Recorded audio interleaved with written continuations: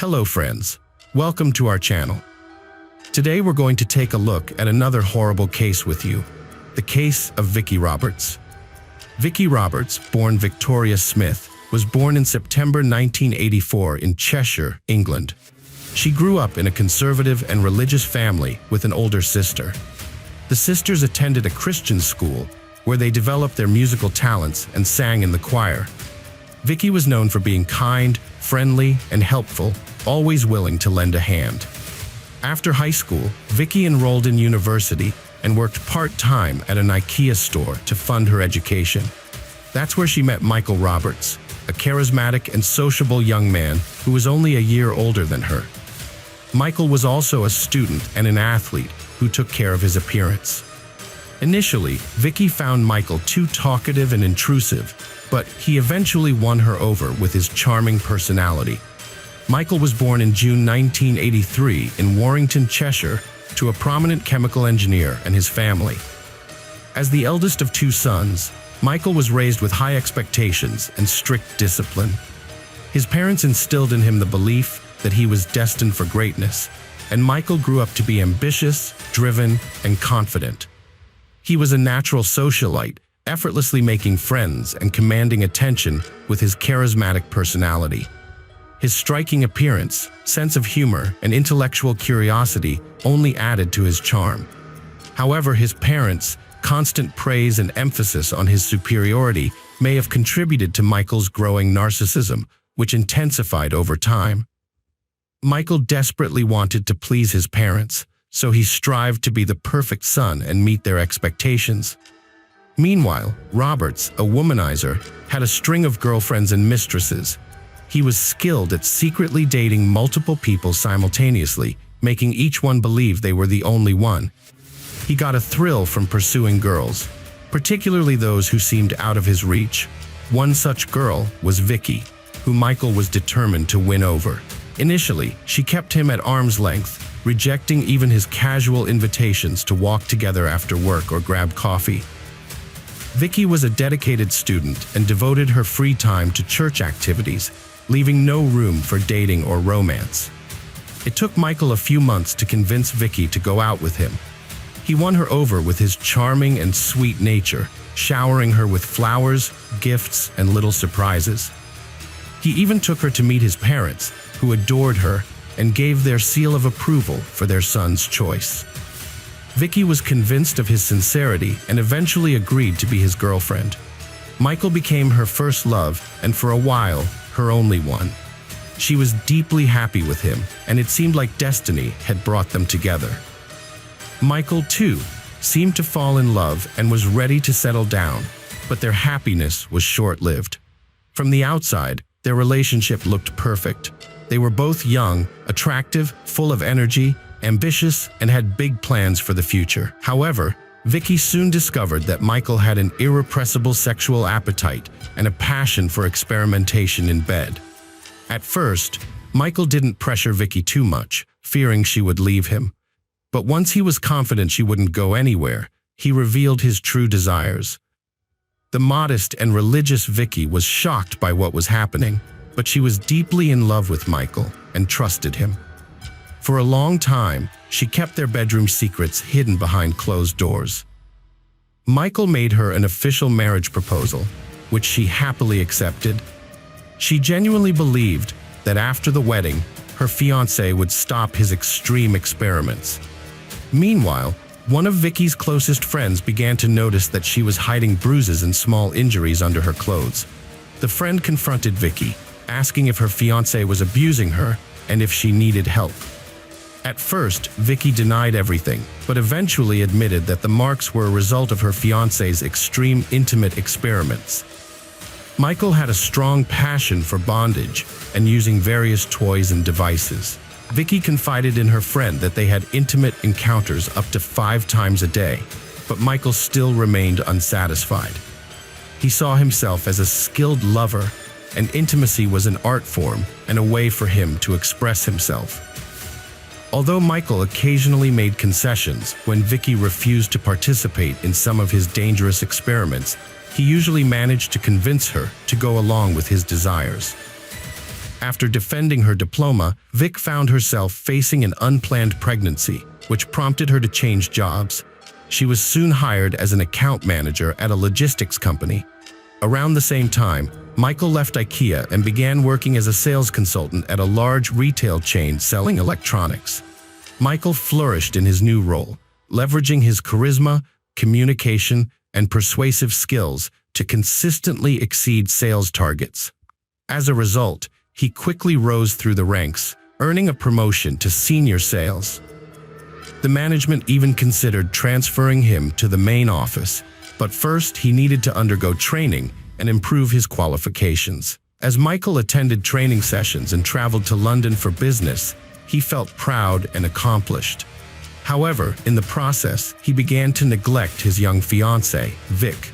He only seemed to remember her existence when he needed intimacy, and their relationship suffered as a result. They stopped talking, hardly spent time together, and outside of the bedroom, Vic seemed to be invisible to him. Michael started having numerous affairs with coworkers, clients, and mere acquaintances while simultaneously planning his wedding to Vicky. He had an insatiable appetite for intimacy with various women, which boosted his self-esteem and gave him a sense of accomplishment. When Vicky discovered she was pregnant, she excitedly shared the news with Michael, expecting him to expedite their wedding plans. However, Michael's reaction was one of anger and frustration. He insisted that Vicky terminate the pregnancy, citing their young age and the idea that they had their whole lives ahead of them to have children. Vicky was shocked by his demand, but refused to consider abortion, prompting Michael to try to persuade her through other means. Michael convinced the bride, Vicky, that if her religious parents found out she was pregnant and living with him out of wedlock, they would be furious.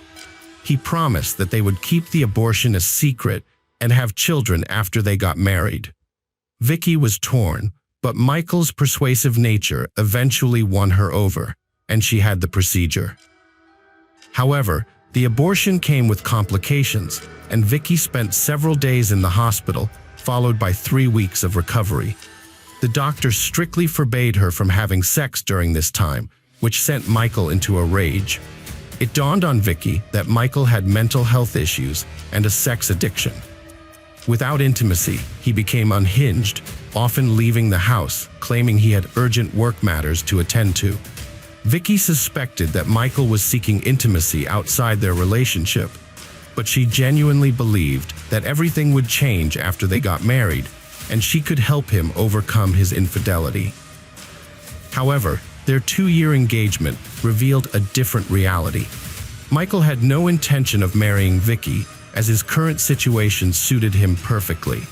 He had a loyal fiancée at home who took care of his household needs, as well as multiple mistresses on the side, whom he regularly replaced. Vicky always took Michael's promises at face value, even when she discovered his infidelity. She forgave him as long as he assured her it was the last time and that he would change.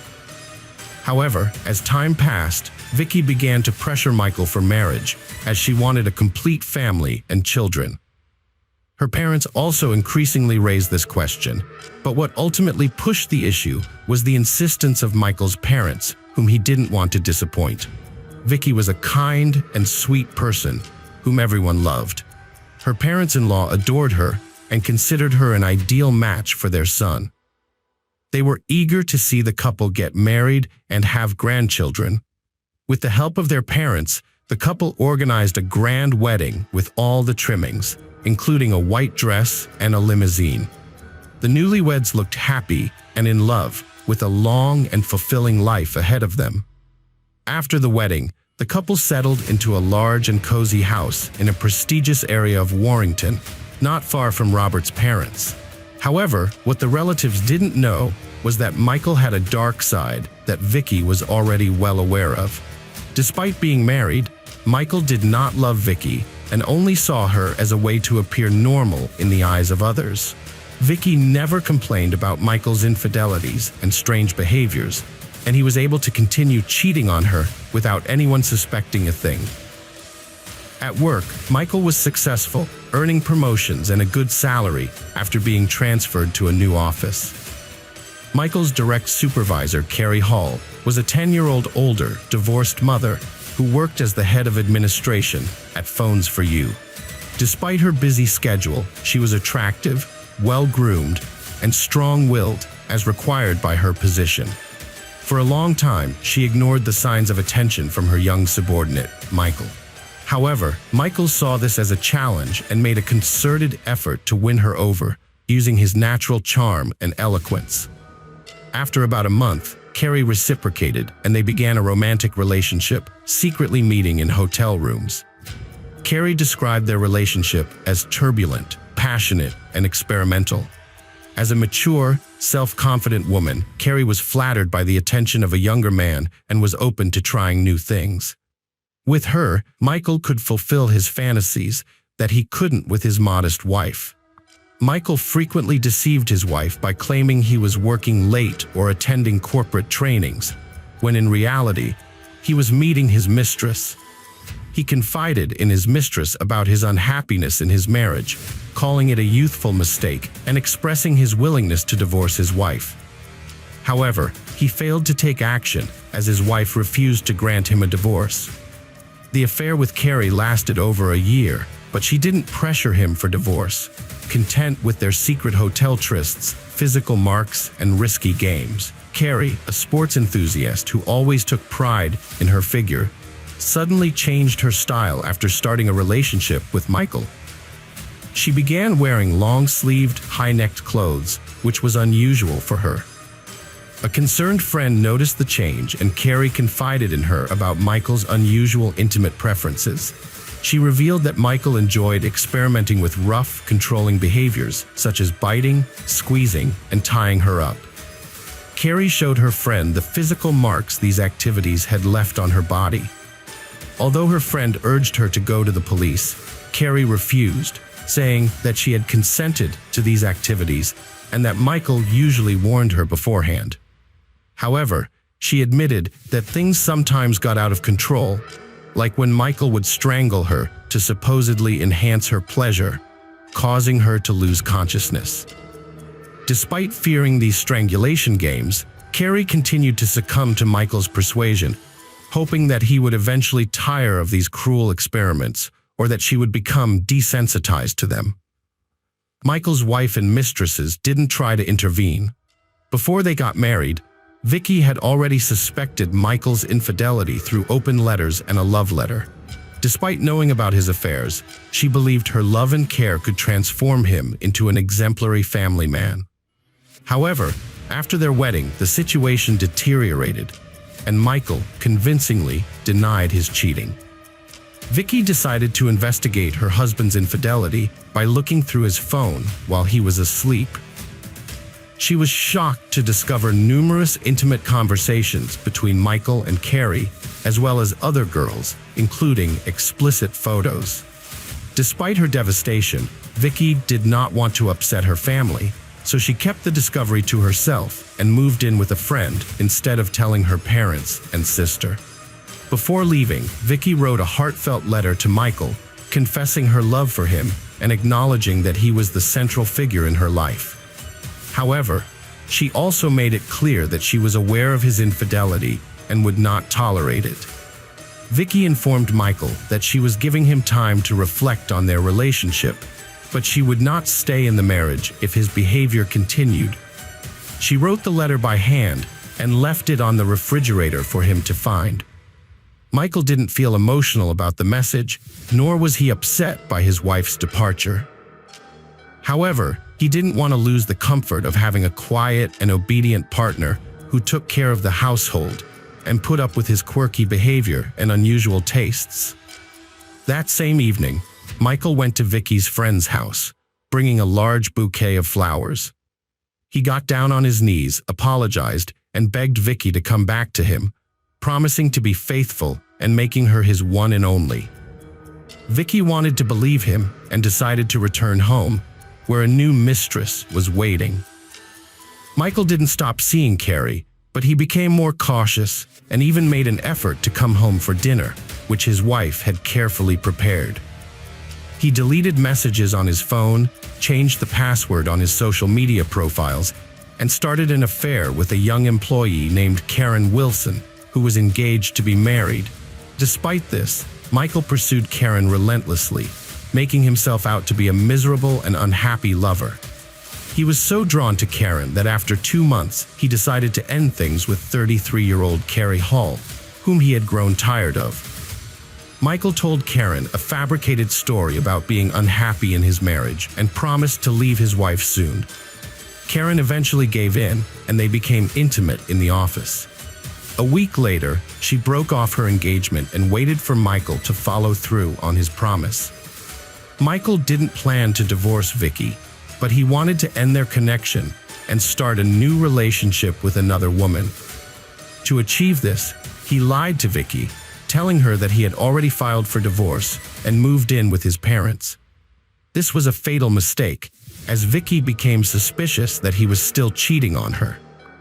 Decided to take action, Vicky waited until Michael was in the shower and took his phone, but she found nothing incriminating because he had deleted all text messages and changed the password on his social media account.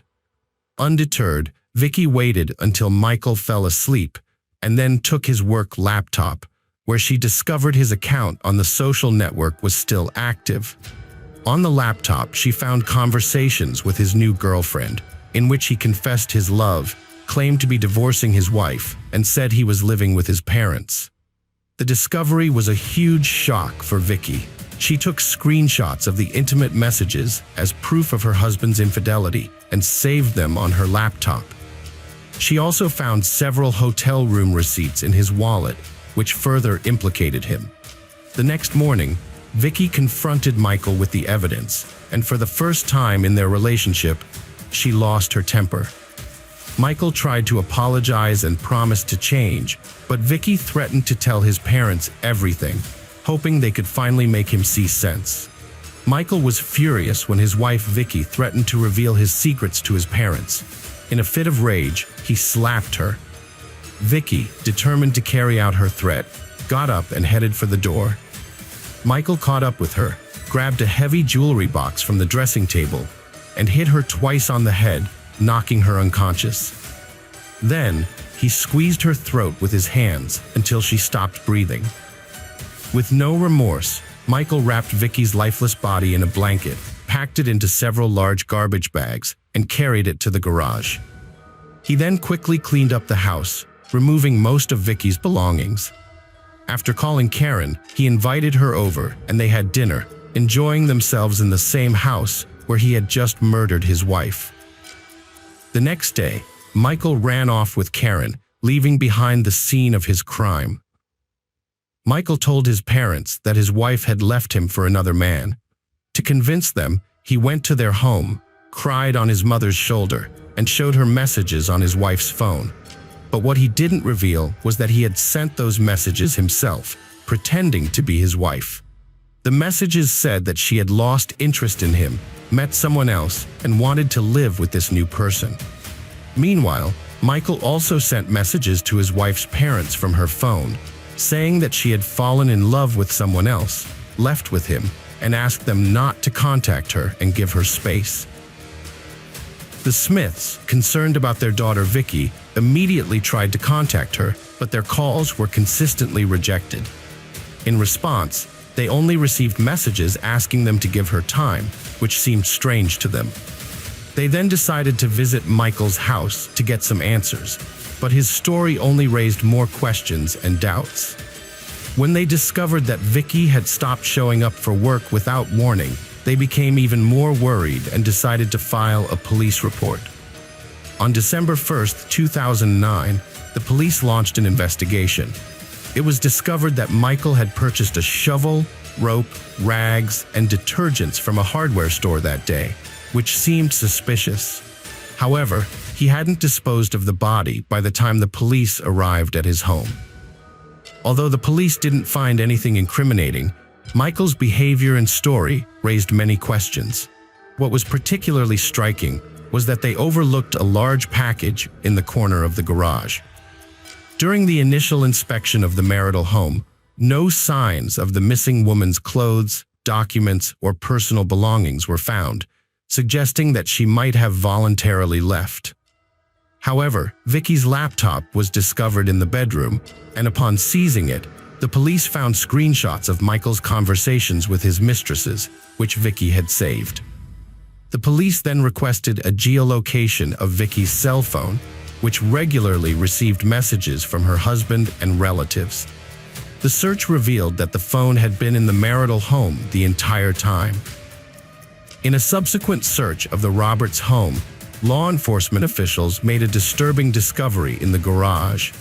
But just as they were processing this new evidence, Michael suddenly vanished from under their noses, taking a wallet with cash that allowed him to remain hidden for several days.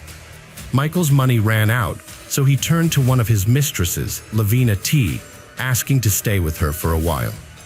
However, one evening, she heard on the news that Michael was wanted for murdering his wife.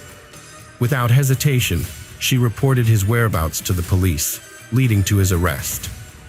When questioned, Michael broke down in tears, claiming he was innocent. He insisted that his wife's death was an accident, resulting from a consensual intimate game where she asked him to strangle her with a rope belt, but he overdid it. However, forensic experts uncovered contradictory evidence. The autopsy revealed that Michael's wife was strangled with bare hands, attacked from behind, and had 2 extensive hematomas on her head that occurred before her death, ruling out any connection to the alleged intimate game. Michael's trial began in January 2010, where he continued to plead innocence and hoped for leniency. Nevertheless, the autopsy results proved that Michael brutally hit his wife twice on the head and then strangled her, hiding her body in the garage. Michael Roberts was convicted of first-degree murder and sentenced to life in prison, but with the possibility of parole after serving 17 years. This means that, if he demonstrates good behavior, he may be eligible for release. Today we're going to take a look at another horrible case with you. The case of Lori Vallow. The case of Lori Vallow and Chad Daybell, often to as the Doomsday Spouses, highlights crimes driven by extreme religious beliefs. Such incidents are not rare in criminal practice.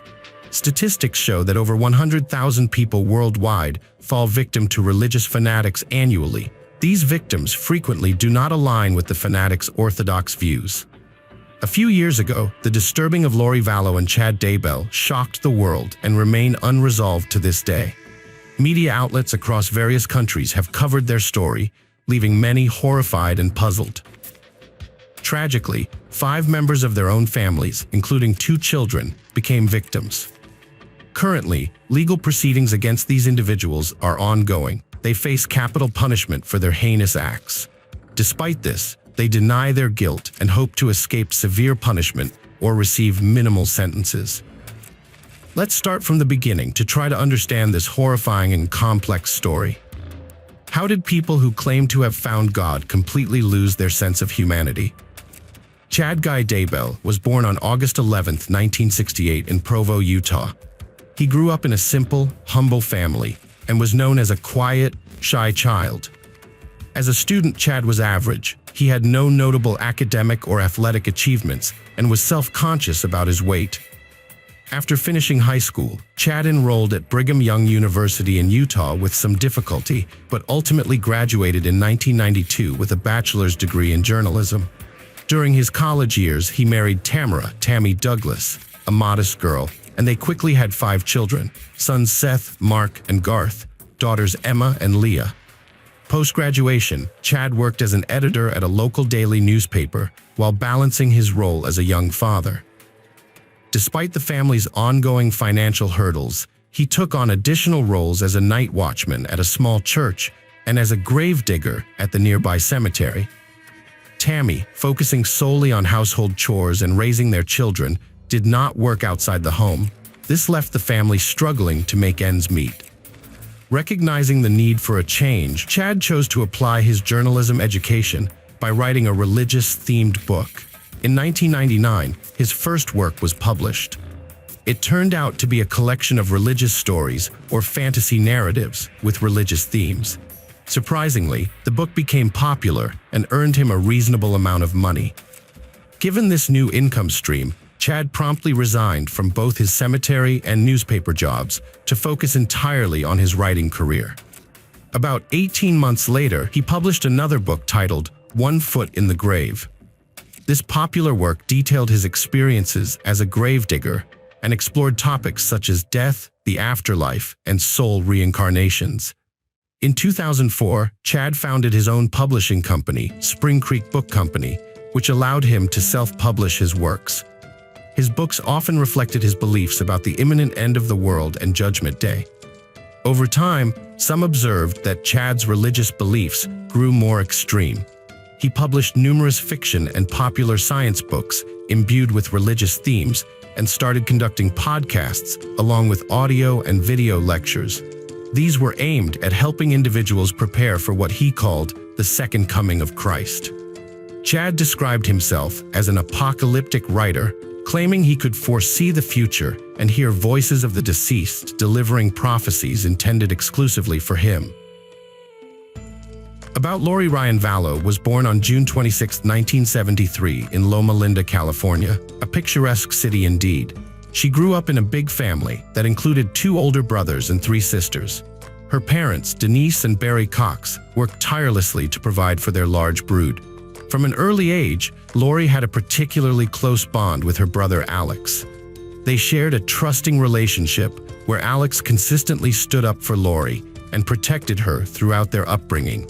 Lori, during her school years, emerged as a remarkable beauty with no lack of admirers. An attractive and charismatic blonde with a slender figure and a captivating smile, she enjoyed being the center of attention. She was known for her spirited and adventurous personality. In the spring of 1992, at the age of 18, Lori married her high school sweetheart, Nelson Anes. They had begun their relationship in her senior year. However, the young couple soon realized they were not ready for family life and had rushed into marriage. Their marriage dissolved within a year, and they did not have any children together. By fall 1995, Lori remarried, this time to a man named William Lea. A year later, they welcomed a son named Colby. Sadly, their marriage ended in 1998, just 2 years after Colby's birth.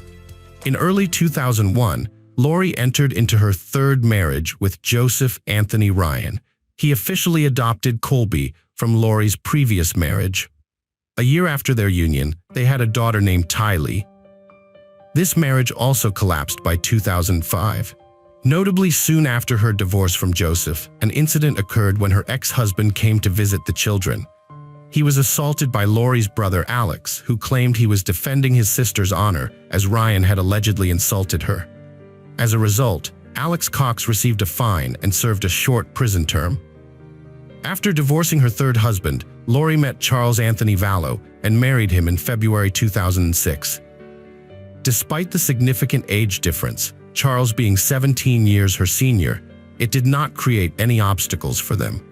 Charles had been previously married and had 2 teenage sons from past relationships, Zachary and Nicholas. The couple initially resided in Nevada with Lori's children from previous marriages, while Charles's sons visited during holidays or weekends. Charles owned a small business that provided stable income to support the family. Although Lori did not pursue further education nor work professionally, Charles never reproached her for it. In 2014, the couple officially adopted a young boy named Joshua Jackson, often referred to as JJ Vallow. JJ was Charles's grandnephew and had autism, necessitating expensive therapy that his relatives could afford. Toward the end of 2014, the family decided to move to the Hawaiian Islands, specifically to the island of Kauai. By this time, both Colby and Charles's older children were adults living independently. Thus, the Vallow family relocated to the island as a group of 4: Lori, Charles, Tylee, and JJ. The family settled in a well-known tourist area and decided to open their own beach bar.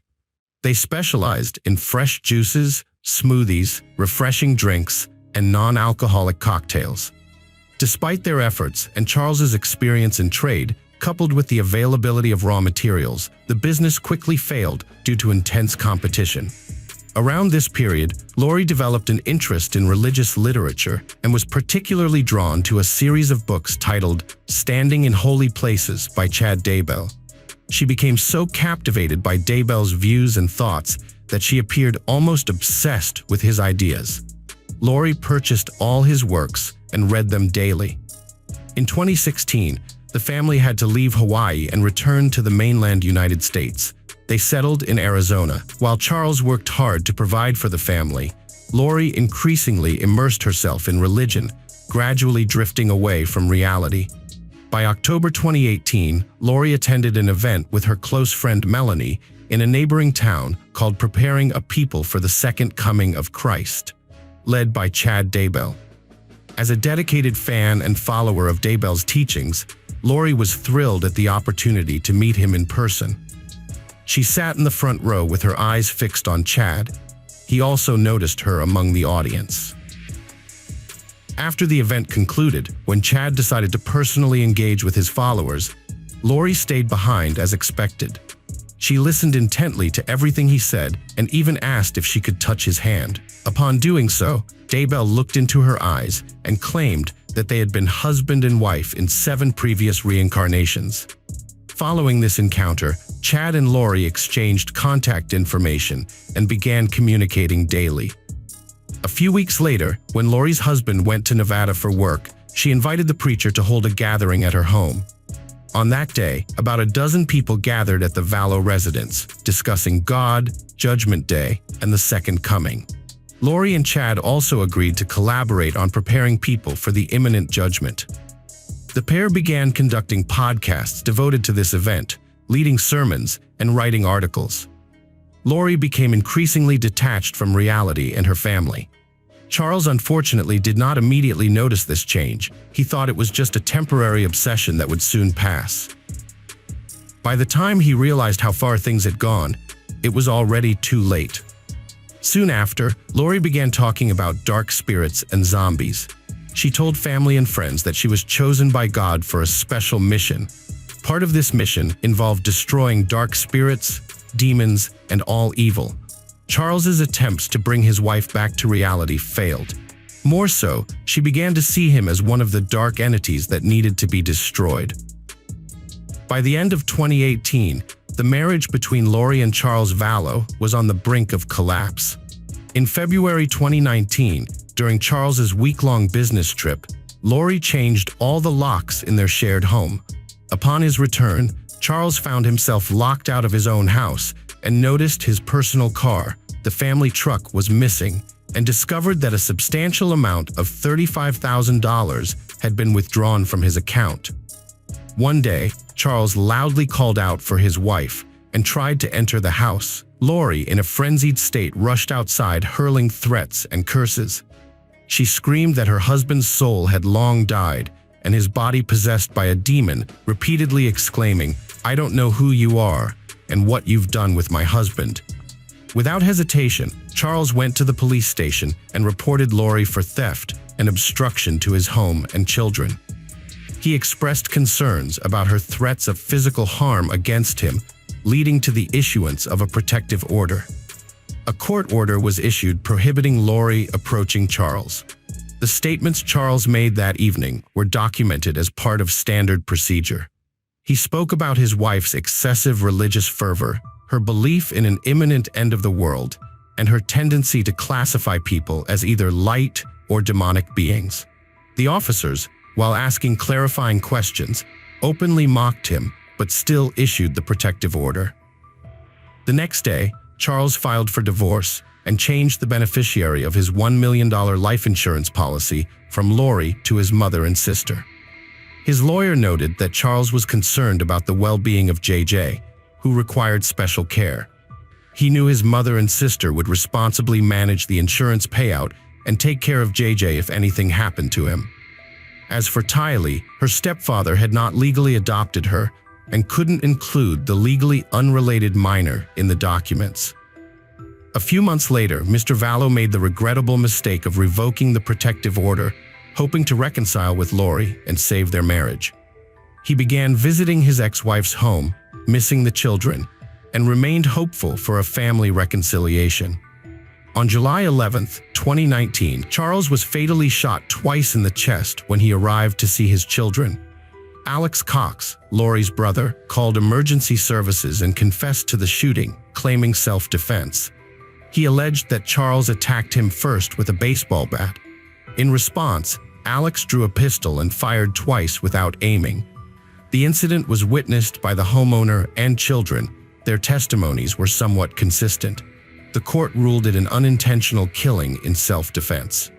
Notably, Alex's head injury was minor, despite Charles's background as a former baseball player capable of inflicting severe harm with a bat. The same day Charles's body was taken to the morgue, Lori threw a party at the house with music, numerous guests, and a poolside disco, right where her husband had been shot and where traces of blood were still visible. She didn't arrange for his funeral or inform anyone about the incident. Charles's sons, mother, sister, and other relatives only learned about his death a week later when his unclaimed body was still in the morgue. This marked the beginning of a series of mysterious disappearances and fatalities. Shortly after her husband's demise, Lori sold their Arizona home. Along with her children, she relocated to a town called Rexburg in Idaho. They settled close to where Chad and his wife Tammy lived. Alex Cox, Lori's brother, also moved with them and settled in the same housing complex. Lori enrolled her son in a school for children with special needs. However, her 16-year-old daughter Tylee did not attend any educational institution. She was seldom seen outside, leading many neighbors to be unaware of her existence. Around this time, Lori referred to her daughter as a dark entity during a phone conversation with a friend. On September 8, 2019, the children, their mother and Uncle Alex, went to Yellowstone Park, where Chad Daybell joined them. Several photographs from that trip show Tylee, but after that day, she was never seen alive again. On September 24th of the same year, Lori withdrew her son's documents from the school, claiming he would be homeschooled henceforth. The 7-year-old boy also was not seen afterward.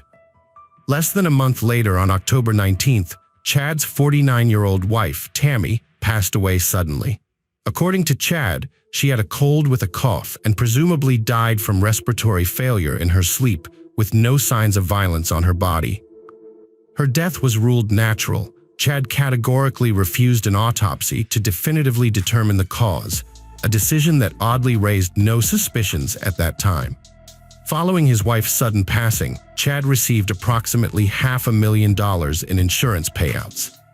2 weeks later, Chad and Lori traveled to the Hawaiian Islands, where they officially married in a beachside ceremony.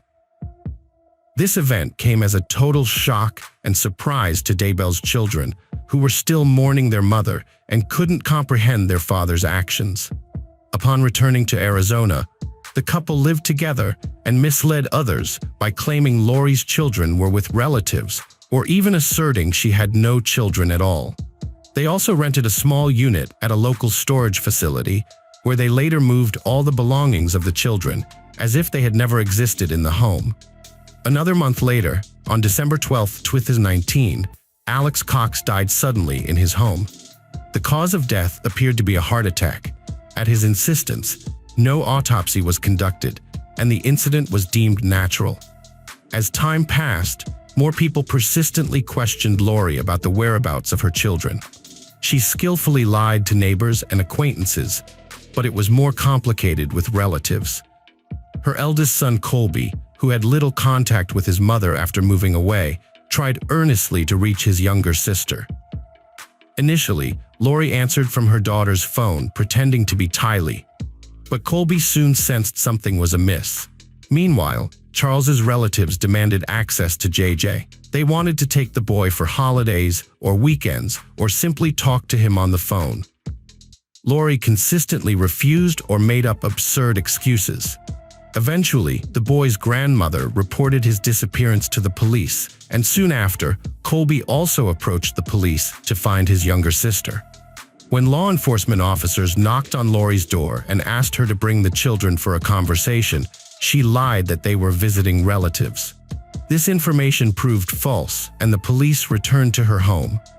They gave her a week to appear at the police station with the children, but instead she and her husband fled to Hawaii again. On February 20, 2020, Lori was arrested on the island of Kauai and taken back to Arizona. A search was conducted in her and Chad's home, but neither the children nor any signs that they had been there were found. Now her husband Chad, who had been defending her and insisting she had no children, was also under suspicion. It was only on June 9th that police discovered human remains buried in the backyard of the couple's home. Forensic analysis revealed that they were the bodies of Tylee and her younger brother JJ. Chad was immediately detained for concealing evidence and complicity. The authorities then decided to exhume the bodies of Tammy Daybell and Alex Cox to establish the true causes of their deaths.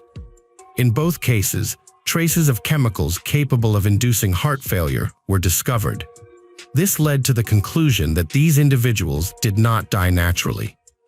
The trial process for the spouses began in January 2021. They were charged with conspiring to commit first-degree criminal acts, grand theft through deceit, and insurance fraud.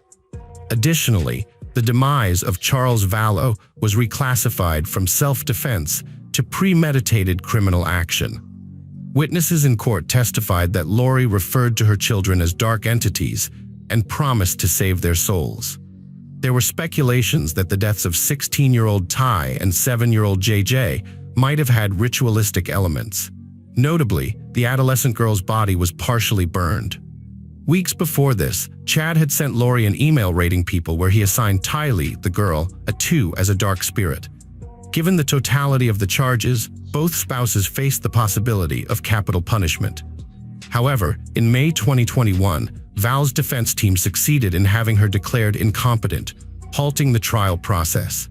Simultaneously, all 5 of Daybell's adult children insisted on their father's innocence, believing he was framed by Lori and Alex.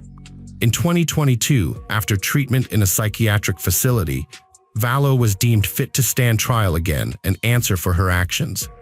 In March 2023, the judge ruled out capital punishment as a sentence for her, a decision still being contested by the prosecution.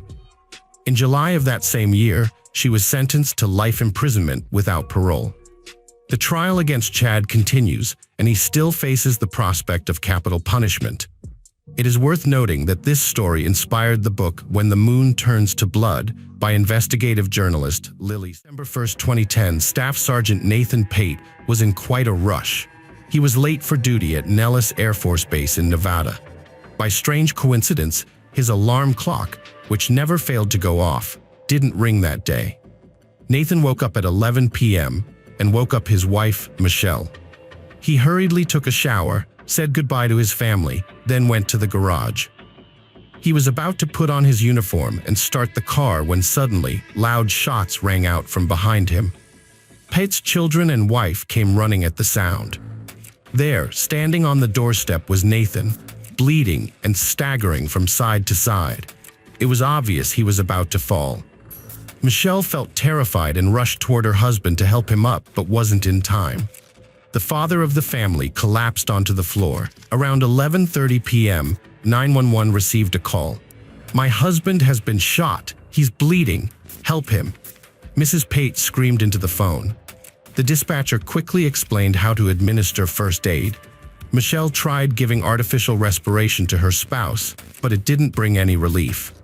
When rescuers arrived, they took him to the nearest hospital, where doctors did everything possible to save him.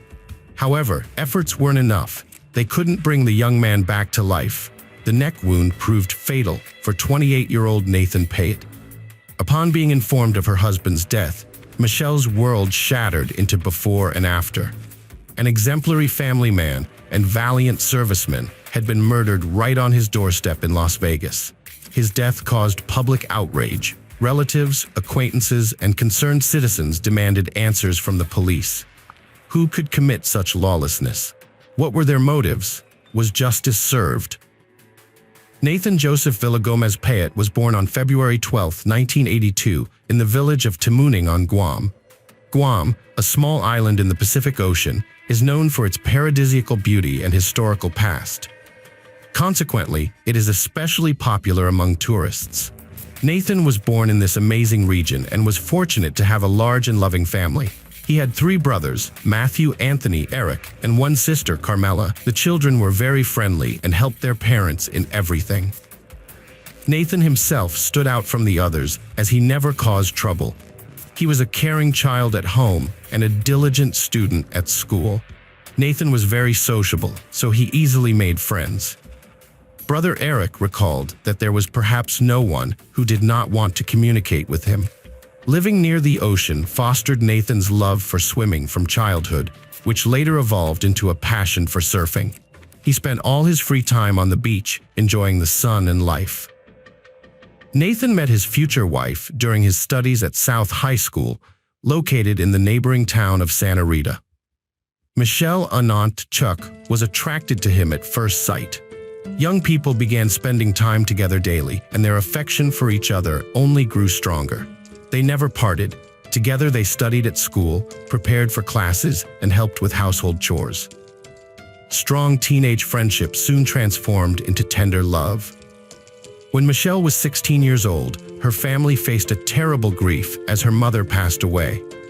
Consequently, Michelle spent all her free time helping her sister Melissa, the eldest of the Chuck family, who took on the role of mother and mistress of the house. Nathan supported her in everything she did and helped look after the younger children. In 2000, after graduation, Nathan decided to propose to Michelle, who happily accepted his proposal. Given their family's financial constraints preventing them from having a wedding ceremony, the couple received blessings from their parents to move in together instead. To earn a living, Nathan got a job as a receptionist at a local hotel. He earned a decent income, and there was enough money. However, like most young people, Nathan and Michelle were ambitious. They envisioned their own home and, soon, their son Dion was born into the Nathan family. Income then became insufficient to meet their expenses, prompting Nathan to consider a job that could offer his family a more secure existence. This aspiration led Nathan to join the Air Force. After graduation, he was assigned to Elmendorf Air Base in Anchorage, Alaska. After some time, the couple's dream came true when they built their own house. It was in this new home that their second child, a daughter named Niara, was born. Nathan saw success in his military career, which helped him fulfill ambitions that he and Michelle had previously been unable to achieve. Finally, 6 years after their engagement, they celebrated with a big wedding. My mom was extremely proud that her youngest son was the first to go out and achieve something, Eric said. In 2006, Nathan was transferred to Davis-Monthan Military Base in Arizona. He received a promotion to weapons loading team leader for the A-10 Thunderbolt attack aircraft of one of the Essex squadrons. During this time, he also trained in logistics and material management. Nathan definitely loved his job and performed it with dedication and good intentions. He was truly dedicated to his country. In 2007, Nathan and his family moved to Nellis Air Base near Las Vegas, Nevada. There, he took on the role of Assistant Junior Officer in charge of the supply section for maintenance of combat aircraft. Alongside his career progressions came family growth. Soon after moving, Nathan and Michelle welcomed 2 more sons, Dron and David. Michelle fell in love with Las Vegas. She believed it was an ideal place to live. To make her happy, Nathan decided they would settle down there permanently. Nathan selected the most suitable house for a large family, spacious and bright. Additionally, the future family home was conveniently located 30 to 40 minutes from the military base. Nathan made the down payment with his savings. The only task left was to manage the family's income and expenses wisely. Perhaps he could save some money temporarily, at least until Mr. Pat's next prospects materialized. Initially, Michelle was thrilled with her husband's surprise and set about organizing daily life in their new house. However, over time, their demands grew, and the family's expenditures exceeded Nathan's earnings. The joy of purchasing a new house began to diminish. It's well known that financial difficulties constrain relationships, and Nathan and Michelle were no exception. Realizing that the situation needed correction, Nathan enlisted as a volunteer in mid-2009 when the USA was at war with Iraq. His departure lasted 6 months, during which time the family's financial condition improved considerably. Nathan took solace in this improvement. After a short rest at home, Sergeant Pate decided to return to Iraq. While Nathan risked his life abroad, Michelle struggled with anxiety and intrusive thoughts about being alone with 4 children. Accustomed to a certain standard of living, she found it challenging to envision life differently. To distract herself from these worries, Mrs. Pett took a job at a corporate credit card telemarketing firm. Employment brought variety and new acquaintances into her routine and provided Michelle with her own safety net. Michelle didn't rule out starting her own business in the future and actively engaged in self-development by attending a school of aesthetics. Life went on as usual when Nathan was home. When he left, however, Michelle felt bored. The birth of their children, endless travels, and her husband's prolonged service had cooled their relationship significantly. With Nathan away for long periods and Michelle yearning for love and attention, their relationship faced undeniable challenges. She took a lover, who turned out to be her colleague, Michael Rudolph Rodriguez, a 31-year-old, good-looking local womanizer. Unfortunately, the man was also devious and dishonest. He had even spent time in 2007 in prison for forgery and attempted theft. Despite his background, Michelle couldn't resist Sweet Rudy, as they jokingly called him behind his back. By the end of 2009, Nathan returned home. The distance and the ordeal appeared to have strengthened their family relationship. However, this wasn't actually the case. Michelle was playing a double game. She did not want to lose her husband while having an infatuation on the side. She thus tried hard to please Nathan in every way possible. Nathan was fascinated by the changes in her appearance and character. The children, though, had been growing up without a father for a long time, which negatively impacted their education. Determined not to leave his family again for an extended period, Nathan did not suspect that Michelle's striking changes could be linked to infidelity. His own pure and faithful nature blinded him to this possibility. In Las Vegas, Nathan found a good way to earn more money, double pay by working night shifts and taking up private teaching. He developed training programs for simplified baseball catering to young children. Michelle's pretense didn't hold up for long. Once their standard of living began to fall, her attitude changed entirely and their problems escalated. By Thanksgiving in 2010, Brother Eric and his wife Veronica visited the young family and immediately sensed tension between them. They had changed beyond recognition. It seemed like all former feelings between Michelle and Nathan had completely vanished. The couple's issues were glaringly obvious. Not just personal, but also financial difficulties were evident from their almost empty pantry and refrigerator. A week later, on December 1, 2010, there was a peculiar communication between Mrs. Pett and Mr. Rodriguez at precisely 11:12 p.m. Michelle received a text message from Michael stating, "Hope you are feeling better." The man wrote, "Van Dyke's contract for tomorrow is almost finalized." 2 minutes later, he sent another text, "If you're not feeling well, let me. I'll give you a couple of days to rest. Remember, I appreciate your help." At 11:19 p.m., Michelle replied, "My husband just recently woke me up. Right now, he is trying to leave the house, but I think he's going to be late today. I'm sorry the contract is giving you so much trouble." A few months before the tragedy, Michelle had decided that she did not want to be with Nathan anymore. However, she also wasn't planning to leave him because she realized that breaking up would only lead to headaches and empty pockets. She thought, "I don't think he will forgive me and support me after the divorce." Michelle believed that alimony would hardly suffice for a normal life. Additionally, Mrs. Pett was aware of her husband's military insurance policy. In the event of his death, payments totaling approximately $6,500 were due to be made to her. These troubling thoughts plagued Michelle's troubled mind until one day she confided in Michael about them. To her surprise, Michael was intrigued by her thoughts. Consequently, the terrible idea from Nathan's former lover transformed into a devious plan. Mr. Rodriguez knew they couldn't execute this plan alone, as it was too complicated. Hence, he enlisted his friend Corey Alexis Hawkins into their criminal scheme.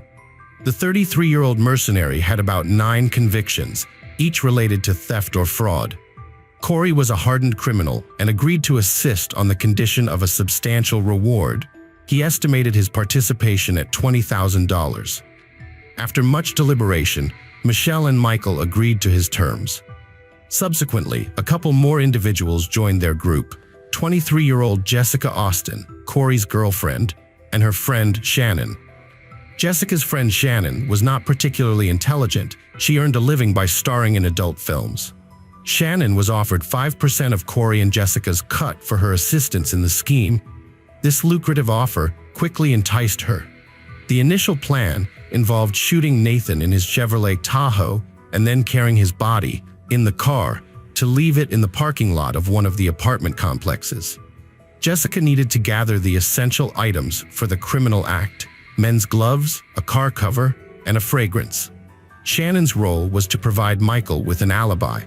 She had to confirm that Michael was by her side on the day of the murder, December 1st, 2010. On that day, Michelle felt unwell and deviated from her usual routine by coming home at about 5:30 p.m. Typically, Michelle's classes at beauty school ended late, around 10:40 p.m. Mrs. Pett arrived home just 5 minutes before Nathan left for work on that unfortunate day. Michelle found her husband sleeping on the sofa. She woke him and suggested they go upstairs together. He did not object, and that was their last night as a couple. Nathan, late for work, went downstairs while Michelle was corresponding with Michael. To avoid suspicion, they used code words in their communications. Michael and his accomplice were stationed in a black Cadillac SRX parked near the victim's house. The perpetrators wore latex gloves to avoid leaving any traces. Knowing the sergeant's military training could be advantageous for Nathan, Michael opted for a surprise attack. He approached Nathan from behind and shot him 5 times in the back. Afterward, Michael quickly exited the garage, got into his car, and fled the scene.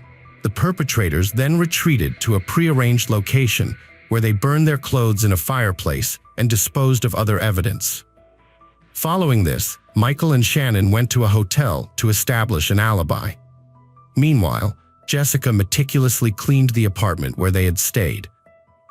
Emergency services and police officers arrived at the crime scene and were shocked by what had transpired. The neighborhood where the Pett family resided was typically seen as model territory. Detective Todd Williams initially chose to inspect the shooting scene. He found the garage door unlocked. There was a noticeable odor of iron inside the room. Blood was smeared on the walls and in the traces of it were also visible on the floor. Next to Nathan's uniform were his keys and wallet. Since the valuables were untouched, a robbery murder was ruled out. After examining the scene, Detective Lori Anderson decided to talk to the victim's wife. Michelle explained what had happened. For some reason, she added that the family was struggling financially. This gave the police some ideas. Maybe Nathan was hiding something from his wife, perhaps a gambling addiction, debts, or an affair on the side. At least that would have cleared up the attack. Besides, all the evidence pointed to Nathan being deliberately set up. The police examined the victim's cell phone. It contained only pictures of his wife and children. This convinced the officers that Mr. Pate was a decent man. The investigation continued. The next step in the search for the perpetrator was to canvass the neighborhood. Statistically speaking, there's always someone who saw or heard something. This was indeed true for Nathan. Some neighbors reported seeing a car parked near the house. The car was driven by a man wearing a brown sweatshirt. After shots were fired, the vehicle immediately drove away. Detectives finally had a lead. Nathan's family was shocked to learn what had happened. They caught the first flight out of Guam, waiting for answers. His mother, Carmelita Payette, cried throughout the journey. The woman couldn't believe her son had died so early in life. When they finally reached Nathan's home, Michelle threw herself into her mother-in-law's arms and then lost consciousness. Nathan's mother sensed something unnatural in her daughter-in-law's reaction. For some reason, it seemed faked. The investigators decided to talk to Mrs. Pate again and asked her about the car witnesses had seen nearby. Unexpectedly, she said her colleague Michael Rodriguez had a similar car. Why Michelle gave out this information remains unclear. Police later determined that Michelle had either inadvertently revealed the truth or that the perpetrator's plan was flawed. Detectives then investigated Michael's identity and found that his criminal record heightened their suspicions. He was brought in for questioning, and he responded calmly. Mr. Rodriguez stated that on the day of Nathan's murder, around 9 p.m., he went shopping at a supermarket. During this outing, he met an interesting woman named Shannon. According to him, they had a lengthy conversation and decided to continue their acquaintance at a hotel room. Michael explained that they arrived at the hotel around 11 p.m. To verify Michael's testimony, the officers contacted Shannon. She did confirm their romantic encounter. However, the detective had a feeling something was amiss. The next logical step was to examine the information found in Michelle's phone. Specialists managed to recover correspondence between Michelle and Michael spanning over a year. Their communication turned out to be very suspect. On the exact day of Nathan's murder, the couple discussed a contract with someone named Van DJK. The conversation resembled code rather than a straightforward business negotiation. It seemed like how they planned the crime. Investigators were nearly certain both individuals were involved, but lacked sufficient evidence to detain them longer, so they decided to release Michael until more details could be clarified. After examining Michelle's cell phone, detectives called her back for questioning. She appeared visibly agitated and seemed to be withholding information. Realizing that officers knew more than she wanted them to know, Michelle eventually disclosed her affair with Michael. A little later, she confessed that several months before her husband's death, she and her lover had plotted to kill Nathan. The motive behind this action was apparently tied to insurance payments. Mrs. Pett justified herself by stating that she had repented and claimed she changed her mind during one stage of preparing for the crime. She felt sorry for her husband and even tried to interfere with the plan by turning off his alarm clock. Michelle was counting on her accomplice, not waiting for Nathan or missing him. However, the investigators did not believe in the woman's remorse. Her correspondence eloquently testified otherwise. Additionally, she sent Michael a cute smiley face right after she learned of her husband's death. After a while, Shannon came to the police station to confess. The woman must have realized her predicament. Nonetheless, her involvement in the case was clearly embellished. She explained that Michael had forced her to provide an alibi. Jessica asked for my help. Her friends wanted to teach a big drug dealer a lesson. My job was only to cover up the involvement of one of the attackers. I thought it would be a way to get justice, she explained. She then added that on the night of the attack, Michael told her the whole truth. As soon as I realized I was being used, I immediately went to the police. In addition, I feared for my life. There is no telling what they would have done to me. The woman's words were confirmed by the hotel's CCTV footage that showed Michael and Shannon arrived at the hotel not at 11 p.m., as Michael himself said, but at 11:40 p.m. Her testimony led detectives to Corey and Jessica. Corey had long denied any involvement in the case. He knew what a guilty plea would do to a repeat offender, but Jessica did reveal her role in the sinister plan.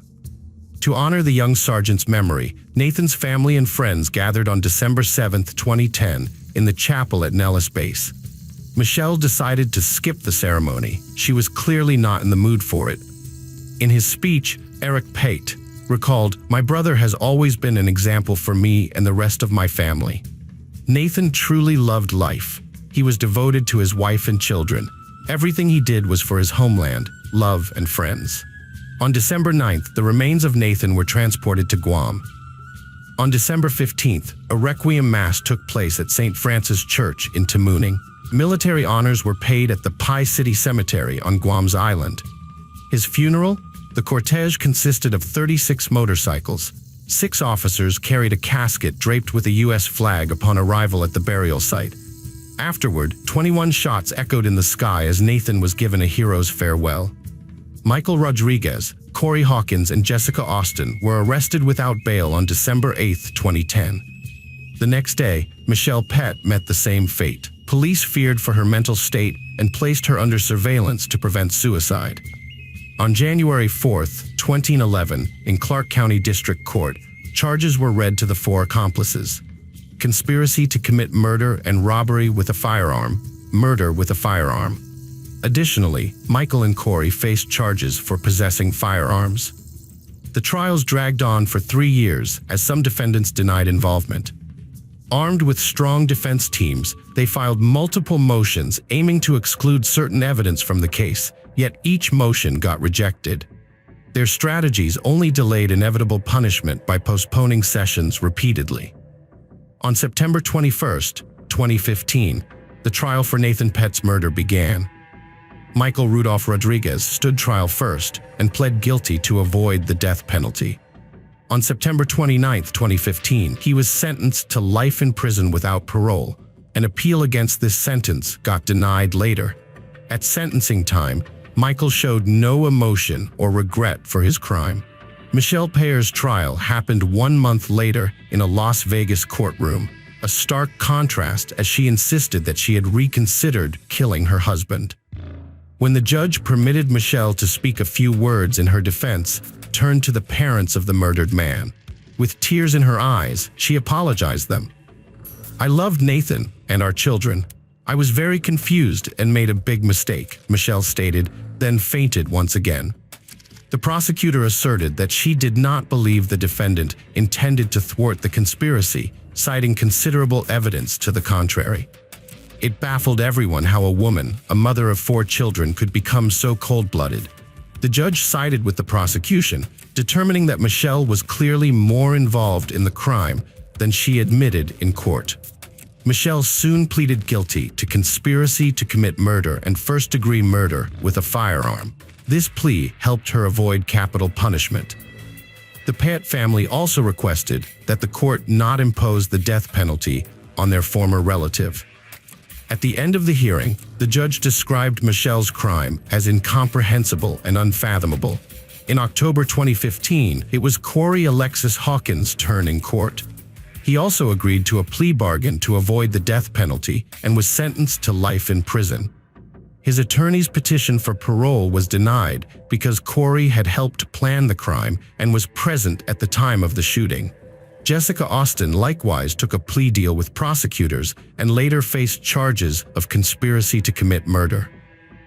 In March 2016, during Michelle's final sentencing, she cited her unstable emotional state as leading her to commit the crime once more and asked Nathan's family for forgiveness again. Carmelita Pete, who was deeply religious, recognized that her former daughter-in-law felt genuine remorse for her actions and believed that Michelle's soul needed forgiveness. Thus, Nathan's mother forgave Michelle in the courtroom. She added afterward that Michelle had already endured substantial punishment by losing contact with her children, who feared their mother might harm them too. Erichet informed her of this perspective.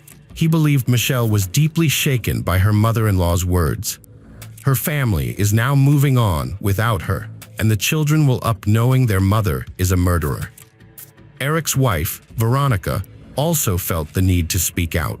She told Michelle that she hated her and then added that Michelle dishonored the family name with her greed and love for a man she barely knew. Michelle had destroyed her own family. She became the murderer of the man she once loved immensely, with whom she shared a home and future. Could Michelle have ever imagined how her unchecked ambition would turn out? Hardly. People in this category often live in a perpetual pursuit of happiness without appreciating what they already have. Nathan, unlike Michelle, spent his whole life giving selflessly. Despite being sleep-deprived and risking his health and life, he fulfilled his beloved's dreams, yet never found recognition from her. The children of the Pett family will remain traumatized for life. It's doubtful they will be able to create strong families or socialize effectively. The painful experience of their parents' predicament will stay before their eyes forever. Hello friends, welcome to Out Channel. Today we're going to take a look at another horrible case with you, the case of Caitlin Poirier. On January 12, 2023, CBS News Minnesota broadcasted a 24-second clip regarding the passing of Donald Blum, an elderly man with gray hair. He died on January 10, 2023, at the age of 73 due to natural causes associated with aging. Who exactly was this person who became the subject of the news report? Donald Blum was a well-known figure, known for his violent and criminal activities. He was sentenced to life in prison, and despite his crimes, he met a natural end. Blum's death marks the end of a long tale of violence and wickedness that initiated back in the 1970s. His string of crimes culminated in the brutal killing of Kathy Poirier. Despite his history of violence, Blum managed to escape justice for many years until a chance encounter resulted in his arrest and subsequent punishment. His criminal activities commenced in 1975 when he abducted a young girl, assaulting her and locking her in his car trunk. The girl, however, managed to escape and inform the authorities. Blum was eventually convicted, yet his punishment was considered lenient. By 1978, after gaining his freedom, he committed aggravated assault once more. In 1983, he faced charges of criminal sexual conduct yet again. He also terrorized two young girls in a secluded area with a knife, binding them to a tree, gagging them, and choking one repeatedly before stopping each time, continuing to make threats. The girls were rescued when a passing police patrol noticed their car parked incorrectly and swiftly investigated. Blum escaped into the woods and changed his appearance by dyeing his hair. However, his efforts were in vain, as he was apprehended 2 months later when one of the girls identified him. Blum admitted to committing the crime, but the punishment he received did not succeed in rehabilitating him. In 1992, a psychologist predicted that without close supervision, Blum would return to behaving in an antisocial manner, which was later confirmed by his actions. Despite changing his name, finding employment, and getting married, Blum accumulated 6 felony convictions by May 1999, mostly involving kidnappings and violence. To understand the origin of this cruelty and desire to control others in an average individual like Donald Blum, we must explore his troubled upbringing. Donald Alban Blum was born on February 5, 1949, in Minnesota and held American citizenship. His childhood was marked by abuse from his father that persisted from a young age into his teenage years. Early signs of heavy drinking and behavioral problems emerged during his school years, with school attendance becoming irregular when he reached 10th grade. The trauma from his tumultuous relationship with his father likely contributed to his behavioral issues and alcohol abuse, especially during adolescence. Examining the story from a mentally healthy perspective allows us to trace how the series of events may have led to Donald's actions. On May 26, 1999, Caitlin Poirier disappeared while working alone during the night shift at a convenience store linked to a service station. Surveillance footage showed a large man dressed in jeans, a backwards baseball cap, and a New York Yankees jersey with the number 23, taking Caitlin out of the store around 11:40 p.m. Catherine Harnick, who works at a Subway restaurant near the convenience store where Caitlin went missing, was interviewed by the police. She mentioned seeing a man behaving strangely just before their store closed at around 10 p.m. Later, as she was driving home, she coincidentally saw the same man leaving the convenience store. This series of events highlights how critical moments can eventually lead to actions influenced by deep-rooted trauma and unresolved issues. Harnick noted that the unknown man was driving a black Ford F-150 pickup truck with a cab and white markings on the side. The truck circled the maintenance area several times before heading towards Moose Lake and stopping in the parking lot of a local cafe. She also observed that Kathy's car was still in the parking lot when she left work. Based on her description and partially recovered surveillance camera footage, a rough sketch of the suspected kidnapper was created. The individual was described as having long blonde hair and appearing to be around 25 years old. A composite sketch, based on information from 4 witnesses, was shared on local TV and in newspapers to gather more information. Hundreds of people from across the state joined in the search for Kathy Poirier in the wooded area near the station. Despite efforts with service dogs and helicopters, no trace of her was found. Posters of Kathy were circulated in newspapers and on billboards across the region, turning her disappearance into a high-profile case. The nearby sex offender facility confirmed that all inmates were present, ruling out the possibility of a kidnapping by an escaped offender. Police started searching for the vehicle using its license plate number and identified Donald Blum as a potential suspect. However, the truck in his driveway was white. The official search for Kathy ended on June 6, 1999, without success. However, many volunteers continued their efforts, hoping to find her. Investigators believed that someone might have seen something that could help make a connection and bring her home.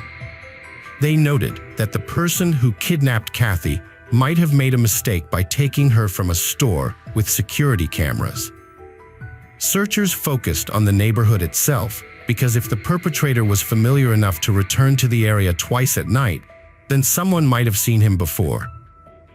A search headquarters was set up at the Lutheran Church in Moose Lake, where staff members processed leads and volunteers distributed flyers about Kathy. Despite extensive efforts and optimism from many involved in finding her, Kathy was never found. Speculation arose that the kidnapper could be an athlete or a New York Yankees fan, so police sought help from sports figures. After 2 weeks with no results, the police asked Minnesota Twins legend Paul Molitor to make a public service announcement. His appeal caught the attention of Darryl Brown, who worked at the Minnesota Veterans Home. On June 18th, Brown called the hotline to report his co-worker Donald Hutchinson, who had similarities to a composite sketch and had recently changed his appearance. Investigation revealed that Donald Hutchinson was actually Donald Blum. He had a black pickup truck hidden in his garage and owned property near the store where Kathy worked. Further digging showed that Blum had previously been convicted of sex crimes, including kidnapping young girls like Kathy. Investigators quickly obtained a search warrant, and agents from the Minnesota Bureau of Criminal Apprehension located Blum and his family at a campground 140 miles away from Richfield. They woke him up early in the morning to question him. Blum was taken in for further questioning, where it was discovered that he had bought property in Moose Lake around 2 years ago. Neighbors confirmed his frequent visits before Katie's disappearance, mentioning he had not been seen there since. Blum's supervisor at the Veterans Home claimed to be unaware of Blum's criminal history as he went by the name Hutchinson. The supervisor noted that Blum was reserved and not very sociable. Following his arrest, Donald Blum initially cooperated but later chose not to testify and requested legal representation. Authorities led searches which led to the seizure of various items from Blum's residence, although there was no official statement regarding these items and their relevance to the case. An extensive search was conducted on Blum's 20-acre Moose Lake property, involving over 100 National Guard members and hundreds of volunteers who ventured deep into the woods from his land. Though they had to stop as night fell, they resumed their efforts the following morning.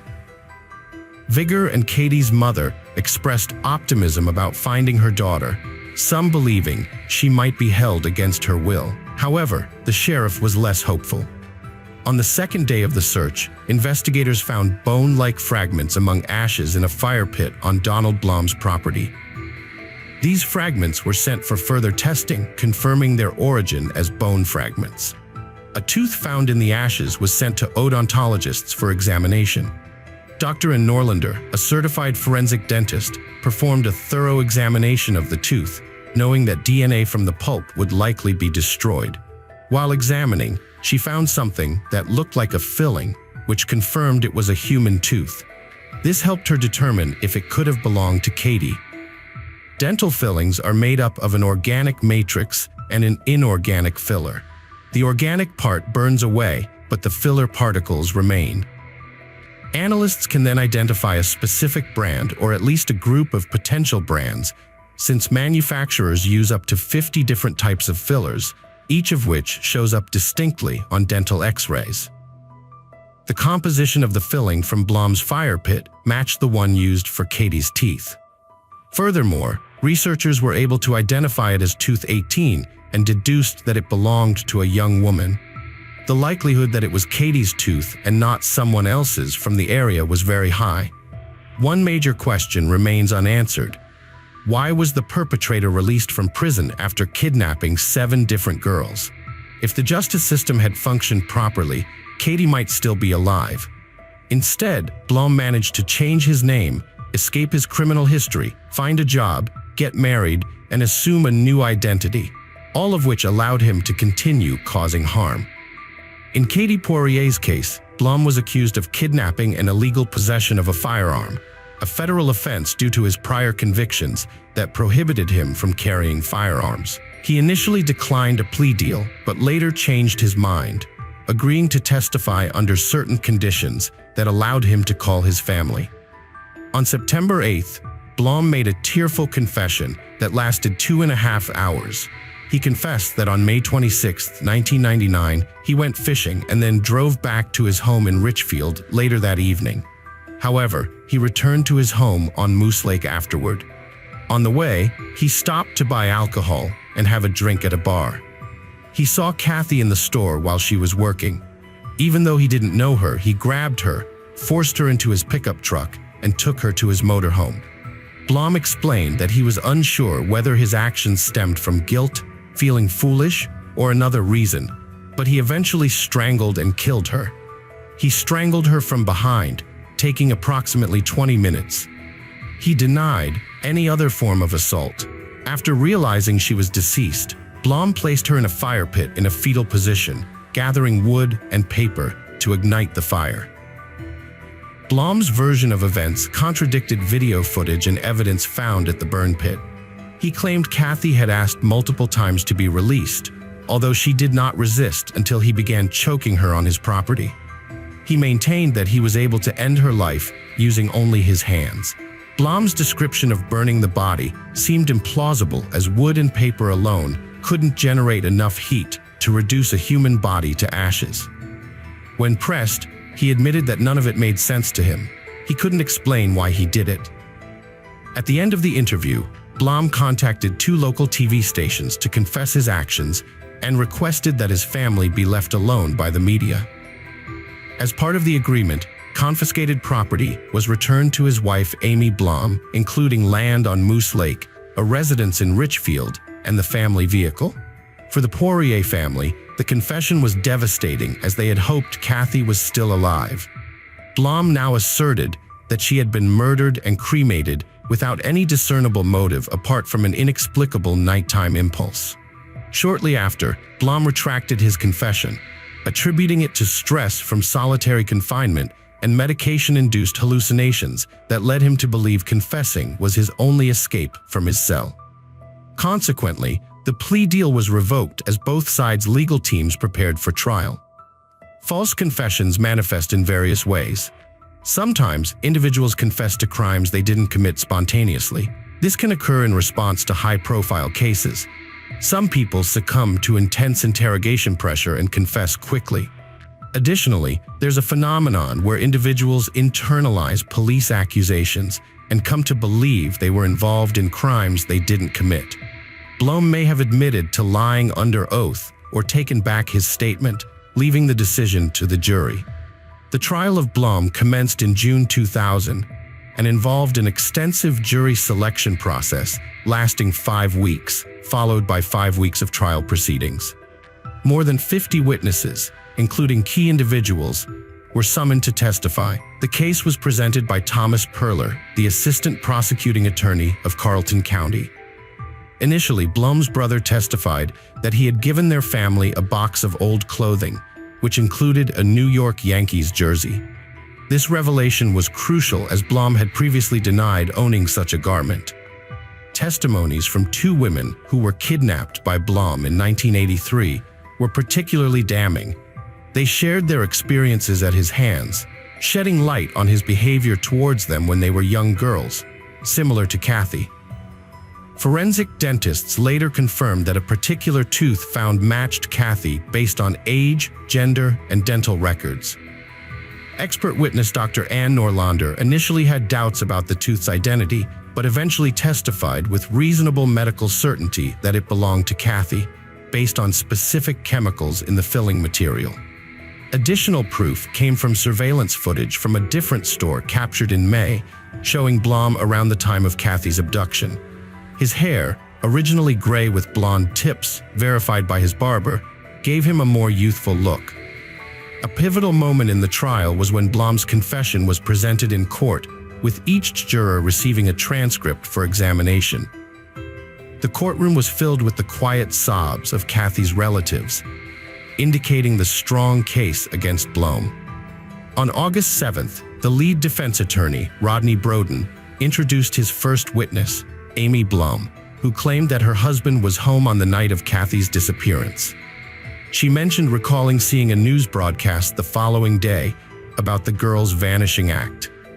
Amy brought attention to the fact that Katie's disappearance happened near their country house on Moose Lake, which is 110 miles away from their home. Amy considered Blom a suspect due to his criminal record. However, she later recalled his whereabouts on the night prior. Blom had returned home at 9:30 p.m., and by the morning, Amy found coffee ready and saw his spouse at home while they were in bed. Amy mentioned how she felt bullied by the police officers who threatened to take her children if she did not comply with their questioning. She expressed frustration at being called a liar. Moreover, Amy denied ever receiving a baseball jersey from her son-in-law and claimed to have never seen her husband wearing one. During her testimony, Blom was visibly emotional, wiping his eyes in distress. On August 10th, he took the stand to defend himself under oath, denying accusations of kidnapping Kathy Poirier. He spent over 3 hours on the stand, alternating between speaking and crying. Blom portrayed himself as a man in turmoil, claiming his life was in shambles and he was unwell during that period. While he initially confessed to the crime to investigators, Blom later stated that he recanted the confession. He insisted that on the night of the crime, he was at home with his wife, as she had told him, despite being at Moose Lake for fishing earlier in the day. Blom arrived home at 10 p.m. that evening, before Katie was taken. During cross-examination, he had to acknowledge the lies and inconsistencies in his initial statements to the police at the start of the investigation. His courtroom appearance did not sway opinions in his favor, as many perceived him as trying to evade responsibility by portraying himself as a victim. After the questioning ended, Blom seemed frustrated. He turned to the judge, cursed, and asked if he could make one final statement. When the judge denied his request, the case was handed over to the jury. They deliberated for 10 hours, spending 3 hours replaying taped confessions. Ultimately, the jury found Donald Blom guilty, sentencing him to life in prison without the possibility of parole. Blom maintained his innocence, declaring, "I never killed anyone." He was confident that he had a strong case for appeal. Despite his belief, in 2004, the appeals court upheld his conviction in an 81-page ruling. While acknowledging that his trial was not perfect, the court deemed it fair and saw no reason to overturn the verdict or order a new trial. The murder of Caitlin Poirier resulted in the enactment of Katie's Law. This legislation involved the creation of a statewide computerized crime-fighting network and stricter regulations for monitoring predatory sex offenders like Blom. Hello friends, welcome to our channel. Today, we're going to take a look at another horrible case with you. On January 12, 2019, a report emerged regarding the death of 65-year-old Michael Redlick. He was a former NBA executive with the Memphis Grizzlies and a respected professor at the University of Central Florida. Initially believed to have died from a heart attack, it was later revealed that he had been stabbed in the chest. There were speculations about the incident, including the possibility of self-inflicted harm. Forensic experts eventually confirmed that it was a homicide, and Michael's wife was identified as the perpetrator. In June 2022, Michael's wife, Danielle Redlick, went to trial, but the case remained complex. She did not admit to premeditated murder, and her testimony changed throughout the legal proceedings. The legal battle between the prosecution and defense was intense. Danielle Redlick, a 46-year-old woman, she had a petite stature and a slender physique with chestnut hair that had turned gray either. Before the incident, Danielle was a regular American woman, a mother of two, and a specialist in multimedia communications. She wasn't particularly well known until the crime against her husband brought her into the public eye. Danielle was born in Florida in 1976 and later moved to Cleveland, Ohio with her family. Her upbringing was typical, growing up kind and well-mannered with a personality. Her appreciation for beauty deepened as she grew older. She attended Valencia College and earned an Associate of Arts degree before joining Baldwin Wallace University's psychology department in 1996. In 1996, Danielle's mother remarried, but the marriage was short-lived due to Caitlin's passing from cancer. Caitlin had been battling breast cancer for a while and received quality medical care through her husband's insurance, but unfortunately, the treatment was unsuccessful. After her mother's death, Danielle and her siblings went to live with their stepfather, Michael Redlick. Michael later became Danielle's husband and met his tragic end in 2019. Their relationship started as a friendship and evolved over time as Danielle cared for the younger children and worked part-time jobs. Michael, focused on his career in professional sports, particularly player recruitment, grew attached to the children and developed a strong bond with Danielle. Despite their age gap, their relationship blossomed naturally. Danielle initially kept their relationship hidden from her family, but eventually revealed it. They found happiness and support in each other's company. Michael used his connections to help Danielle secure a job at an advertising agency. With his good income, he devoted all his free time to family activities. The circumstances were favorable for both of them. Mr. Redlick received a job offer as vice president of corporate sales for the Memphis Grizzlies basketball club. This new role required him to move to a different state. He asked Danielle to go with him, but she hesitated due to her studies and attachment to her current lifestyle. She declined, but they maintained their relationship long distance with frequent visits. Michael surprised Danielle by showing her the house he had bought for them, a beautiful cottage near the Mississippi River in a peaceful neighborhood. Eventually, Danielle decided to move in with him. To support her decision, Michael helped Danielle find a job in the radio industry. Looking back, Danielle remembered that everything went smoothly at first. Things only changed later due to Michael's demanding job. Years later, during a trial involving Danielle, her daughter Jaden testified about Michael's vital role as a father in raising them both. They attended prestigious schools with their father's encouragement in sports programs. Jaden had a strong bond with her father, but felt disconnected from her mother, viewing her as problematic. She believed her mother caused conflicts at home, while Michael aimed for family harmony. What caused the discord in their seemingly happy family? Michael's new job brought more responsibilities and stress, leading to a strained relationship with management. He started drinking heavily. Despite Danielle's efforts to support him, Michael's drinking led to conflicts. One significant incident occurred when Michael struck Danielle during an argument. He regretted his actions, seeking immediate medical help for Danielle's injuries. The next day, Michael made a heartfelt gesture to show his remorse and care for Danielle, who forgave him and decided not to report the incident. Despite a strict domestic violence law in the state, Danielle chose not to cause trouble for her husband, as this wasn't the first warning sign. Similar behavior had occurred before. In 2003, the Redlicks had a daughter named Jaden. A year later, they decided to formalize their relationship. Their family life seemed positive, but Michael's work issues persisted, affecting their family dynamics. 7 years later, they welcomed their son Sawyer. The situation between Michael and Danielle grew increasingly tense as Michael started drinking again, leading to more frequent conflicts. One altercation turned physical when he grabbed Danielle by the throat and pinned her against the wall, terrifying her. Unable to bear his violent behavior, Danielle left with the kids to live with her relatives, who initially disapproved of their marriage but eventually accepted it. Michael visited frequently, asking for forgiveness and urging Danielle to return. After some time, they reconciled, But their relationship remained turbulent as they moved multiple times due to Michael's job opportunities.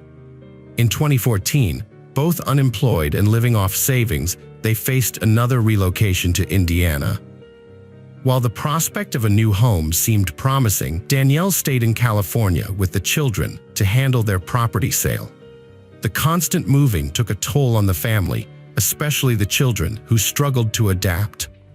Over about a year, their financial situation improved, but the distance strained Michael and Danielle's marriage. They communicated less and grew apart. When they reunited, new challenges arose. Danielle suspected infidelity due to Michael's distant behavior, but he revealed health issues he had been hiding. After trying various treatments, he opted for testosterone injections, revitalizing him physically and mentally, but also making him more aggressive. One night, after an incident of violence, Danielle decided to leave, but Michael begged for forgiveness. Despite the turmoil, they stayed together, raising their children.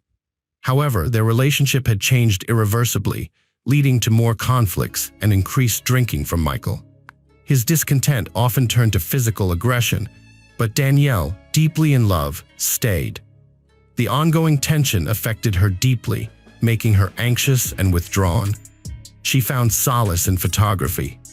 Despite their troubles, the family appeared normal to outsiders. By the end of the year, they settled in Florida, where Michael changed careers. His new job brought stability and joy, though less pay than before. They eventually bought a home in Winter Park, where Danielle preferred the attic to escape Michael's outbursts. Danielle struggled with alcohol addiction, while Michael supported the family. She handled household tasks and the children, isolating herself due to disputes leading to their separation in 2016. Despite this, Michael continued to financially support and visit the children. Danielle found a job at a school where new friends helped her overcome depression and regain independence. Although Michael had freedom to come and go, Danielle still interacted with him. An argument led to Danielle being hospitalized with a concussion. She stayed silent out of fear, but Michael misinterpreted her silence. During questioning, Danielle revealed that in October 2016, Michael had tried to run her over with his car, prompting her to go to the police briefly before leaving due to fear. They reconciled and moved back in together, which had tragic consequences. On January 12, 2019, a 911 call from Danielle reported Michael's apparent heart attack. Upon arrival, authorities found a suspicious scene with a strong cleaning agent smell, a pink liquid bucket, and Michael dead from a knife wound, not a heart attack as claimed. Danielle had wrist cuts, receiving medical attention before police began their investigation. Forensic analysis indicated someone else caused Michael's death, disproving self-harm. The pink liquid was diluted blood, an attempt to conceal evidence that ultimately failed, leaving visible blood splatters in the house.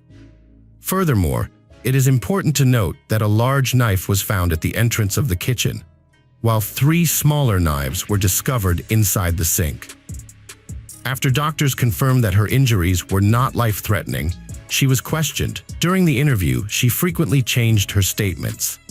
Initially, she claimed to have thought her husband died of heart disease. Later, she stated he had taken his own life following an argument. However, the evidence refuted her claims, as it is difficult for such a wound to be self-inflicted, and individuals intending to end their lives usually choose simpler and less painful methods. The autopsy revealed that Michael died from blood loss. With timely medical help, his life could have been saved. Additionally, he had a lacerated left eye. Toxicological tests showed high levels of alcohol in his system. The investigation found that a few days before the incident, there was an argument between the spouses witnessed by their elder daughter. Michael had been drinking and burst into the bathroom where Danielle was hiding. However, their daughter Jaden intervened and took the bottle away from him. After this incident, Danielle left the house and returned once her husband had fallen asleep. According to Jaden, it was the first time she had seen such a burst of anger in her father, for which he later apologized multiple times. She still believed he was a loving and caring father, but asserted that her mother often instigated conflicts. The next day, the couple reconciled, and Michael invited his wife and children to a soccer game. However, witnesses noted that Danielle appeared upset and was virtually non-communicative that evening. The parents dropped their kids off at a friend's house for a sleepover and were left alone afterward. Later in the evening, Danielle stopped by McDonald's and returned home around 10:30 p.m. Upon entering the house, she found her husband drunk again. During dinner, Danielle received a message from an unknown man. Michael saw it, bit off a piece of his hamburger, and spat it at his wife. He then attacked her and attempted to strangle her. In self-defense, Danielle grabbed the first thing she could find, a knife, and stabbed him in the chest. He fell and began to bleed profusely. The defendant claimed she immediately called emergency services, but accidentally dialed the wrong number. Her actions were confirmed during the investigation. In a state of shock, she lay down next to Michael and fell asleep until morning. When asked by the prosecution why she lied during the emergency call and questioning, Mrs. Redlich said she was afraid and worried that no one would believe she acted in self-defense. There were reasons for this fear. Shortly before the incident, she had a scuffle with friends. When the police arrived, she resisted, even trying to bite one of them. She also refused to cooperate with the investigation, resulting in charges of disorderly conduct and resisting arrest. Danielle had been on probation for about a year. It was also found that the cuts on her wrists were self-inflicted. She claimed she had tried to end her life due to emotional turmoil, but the injuries were superficial and not life-threatening. Therefore, her claims were not believed.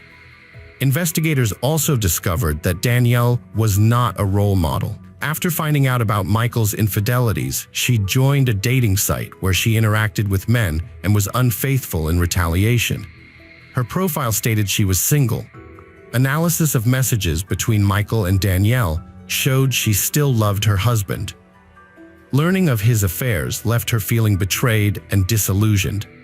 She also found out Michael planned to leave her despite his repentance and desire to mend their relationship. Danielle explained she found it difficult to understand and accept her husband's actions. She was heartbroken to realize she had devoted the best years of her life to a man who didn't appreciate her. The prosecution used the information against her in court. They argued that the crime was premeditated, committed in a fit of rage because she couldn't forgive his infidelity and the impending divorce as Mr. Redlich had planned. Neighbors confirmed her frequent fits of anger, noting that the couple often had loud arguments that sometimes turned physical. People who knew them saw Michael in a positive light, viewing him as kind and helpful.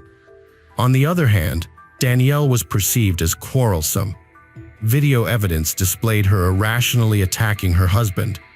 Friends and Michael's brother supported this portrayal. One person even remembered calling her crazy, but assured others that things would be fine if steak knives were hidden. Her lawyer argued that her actions were in self-defense, stemming from years of emotional and physical abuse. Family members who witnessed their arguments confirmed Michael's rough and emotionally abusive behavior. They were aware of his frequent physical abuse and humiliation towards her, although not in their presence. Some family members mentioned that Danielle became nervous and quick-tempered only after years of marriage.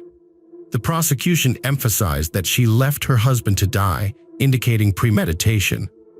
They pointed out that she logged into a dating app the night of the incident, suggesting hatred and resentment, possibly for financial gain. After a divorce, Danielle stood to lose part of their accumulated wealth. At the time of Michael's death, her net worth was estimated at around $1.2 million. Furthermore, it was noted that she frequently changed her statements during the investigation and potentially tampered with evidence. However, the defense argued that Mr. Redlich was a manipulator and predator. Following his first wife's death, he relentlessly pursued his stepdaughter and shaped a young woman to meet his needs. During the investigation, the prosecution offered Danielle a plea deal to admit to manslaughter, which would have resulted in only 10 years of imprisonment. She declined, Even though if found guilty of first or second-degree murder, she faced a life sentence. She kept insisting she was innocent. The trial outcome shocked everyone. On July 17, 2022, the jury gave their verdict. They found Danielle Redlich not guilty of premeditated murder. They believed her actions were in self-defense. However, they did find her guilty of tampering with evidence, for which she received a 5-year suspended sentence. Having already served 3 years, these were credited toward her sentence. On August 5, 2022, when the sentence was announced, the defendant was released in the courtroom. What do you think? Was the verdict fair, or were the jurors misled into believing Danielle's actions were justified? Hello friends, welcome to our channel. Today we're going to take a look at another horrible case with you. In November 2023, a 44-year-old former Minister of National Economy of Kazakhstan, Bishimbayev, committed a terrible act against his 31-year-old wife, Sultanat Nukanova. He tried to conceal his actions, but the story became widely known. The case attracted significant attention, with many people in Kazakhstan and worldwide following it closely. Bishimbayev had a history of corruption and had previously been convicted, but was released early from prison. People speculated whether he would avoid harsh punishment this time as well. The focus was on determining the extent of his sentence. To understand the case better, one needs to delve into the complex history of the couple's relationship and learn about their backgrounds. It is also important to examine the specifics of the trial and why the defendant opted for a jury trial. Bishimbayev was born on April 11, 1980, in Gil-Lorda, Kazakhstan. He was the eldest child in a family with political ties. His mother, Alnur Libova, was a successful entrepreneur who supported him during his legal troubles. He pursued multiple higher education degrees and had a successful career in banking and government before his stints at the Ministry of Economy, which were marred by corruption charges.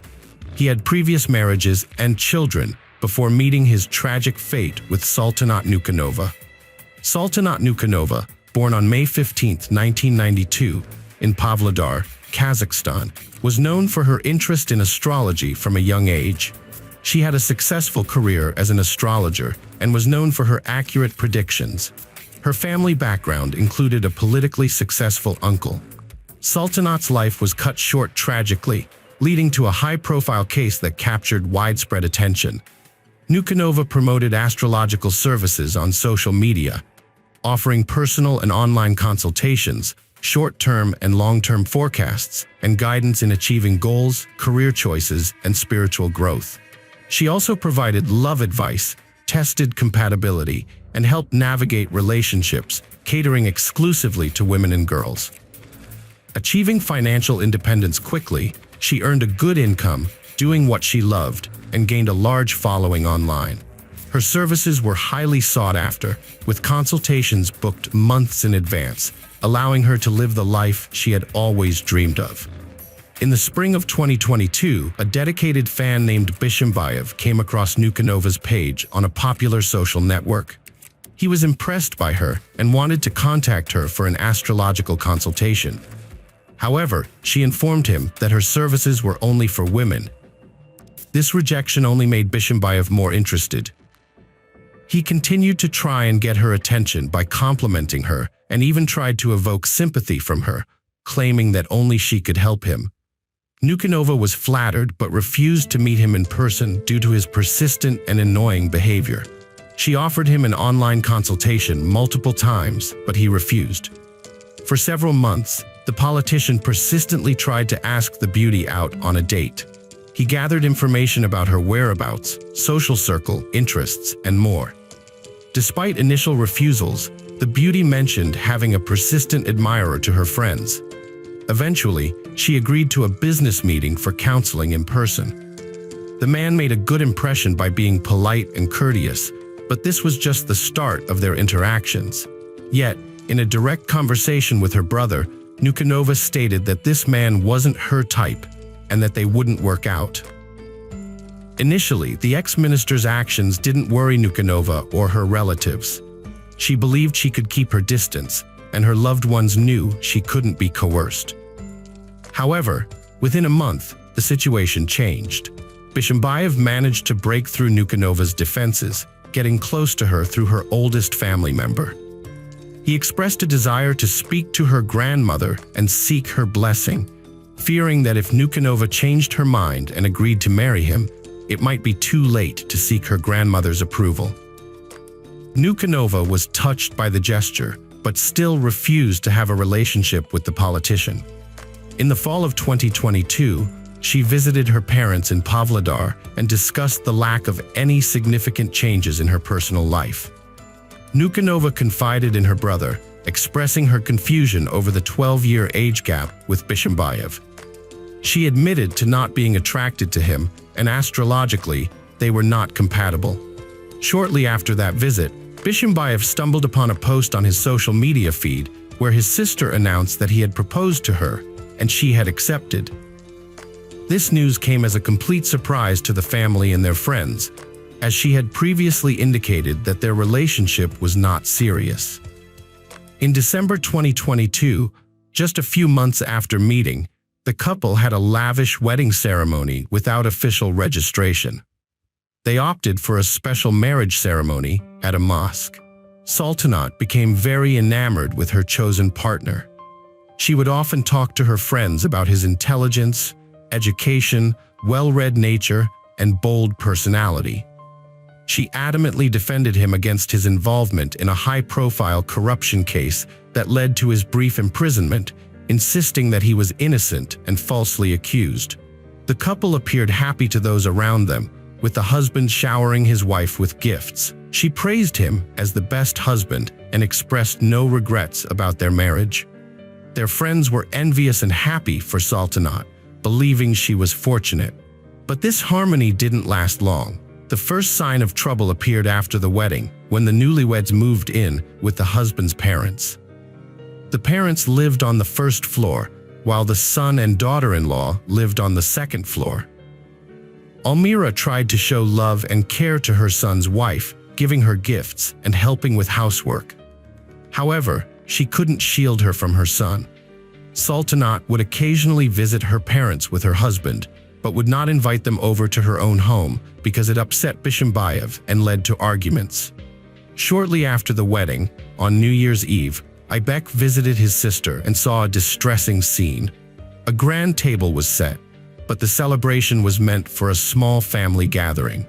When Dick's cousin and his wife arrived with gifts for everyone, Saltanat was caught without a return gift, causing her great embarrassment.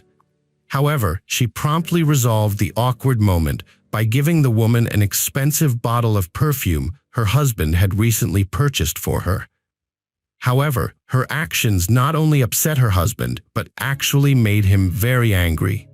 He started yelling that she had no right to give away something purchased with his money, insulted, and called his wife names. The guests, witnessing the tense situation, quickly left the house, and the parents who attempted to defend their daughter-in-law were rudely silenced. As if that wasn't enough, the ex-politician, in a fit of rage, flipped over the table with all the food and drinks, ultimately ruining the New Year's Eve celebration. Aybek was shocked by what he saw and did not know how to react. The next day, in a telephone conversation, his sister confessed to him that her husband's behavior had changed a lot after the wedding, and she did not know what the reason was, but hoped that the crisis would pass and everything would get better.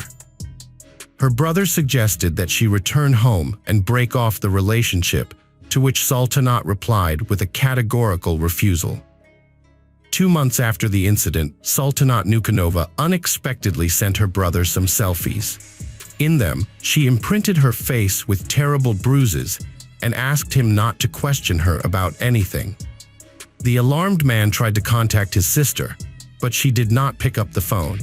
So he called her husband, who offered to meet him for a man-to-man talk.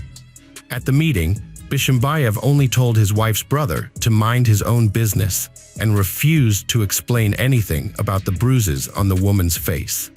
He also could not answer where she was, which gave him the most unpleasant thoughts. Fortunately, however, Saltanat was found in her parents' country apartment, to which she had the keys. Soon, Saltanat, despite the entreaties of loved ones, returned to her husband, arguing that she loved him and would do anything to save the marriage. For some time, the spouse behaved impeccably, gave her beloved gifts, and promised that he would change for her sake. They even went on a trip together to a popular Maldivian resort and looked very happy. However, later, the photos from that vacation were admitted into evidence in court because there are clearly visible bruises on the woman's body and fingerprints on her wrists as if she was roughly grabbed by hands. And neither to him nor to his parents, his sister, has not complained about problems in the marriage since then.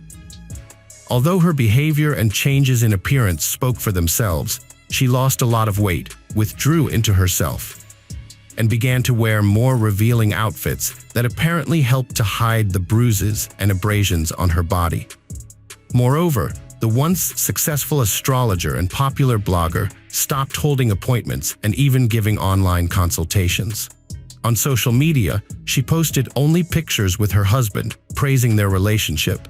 However, behind the scenes, he controlled her every move, isolated her from friends, and monitored her communications. Despite portraying a perfect image publicly, the reality was far from it.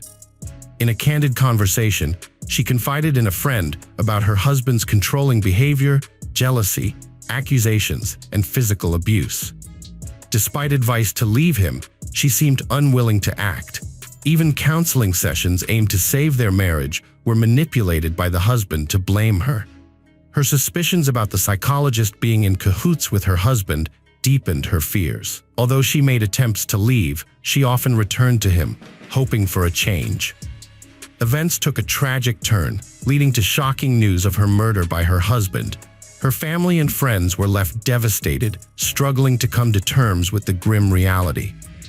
Forensic experts found extensive and severe injuries on the deceased woman, indicating prolonged and severe physical abuse. The suspect's lawyers attempted to downplay his responsibility, claiming the injuries were self-inflicted by the victim due to being drunk and falling frequently. On the night of November 8, 2023, the couple attended a concert with friends where they had a heated argument whose cause remains unclear.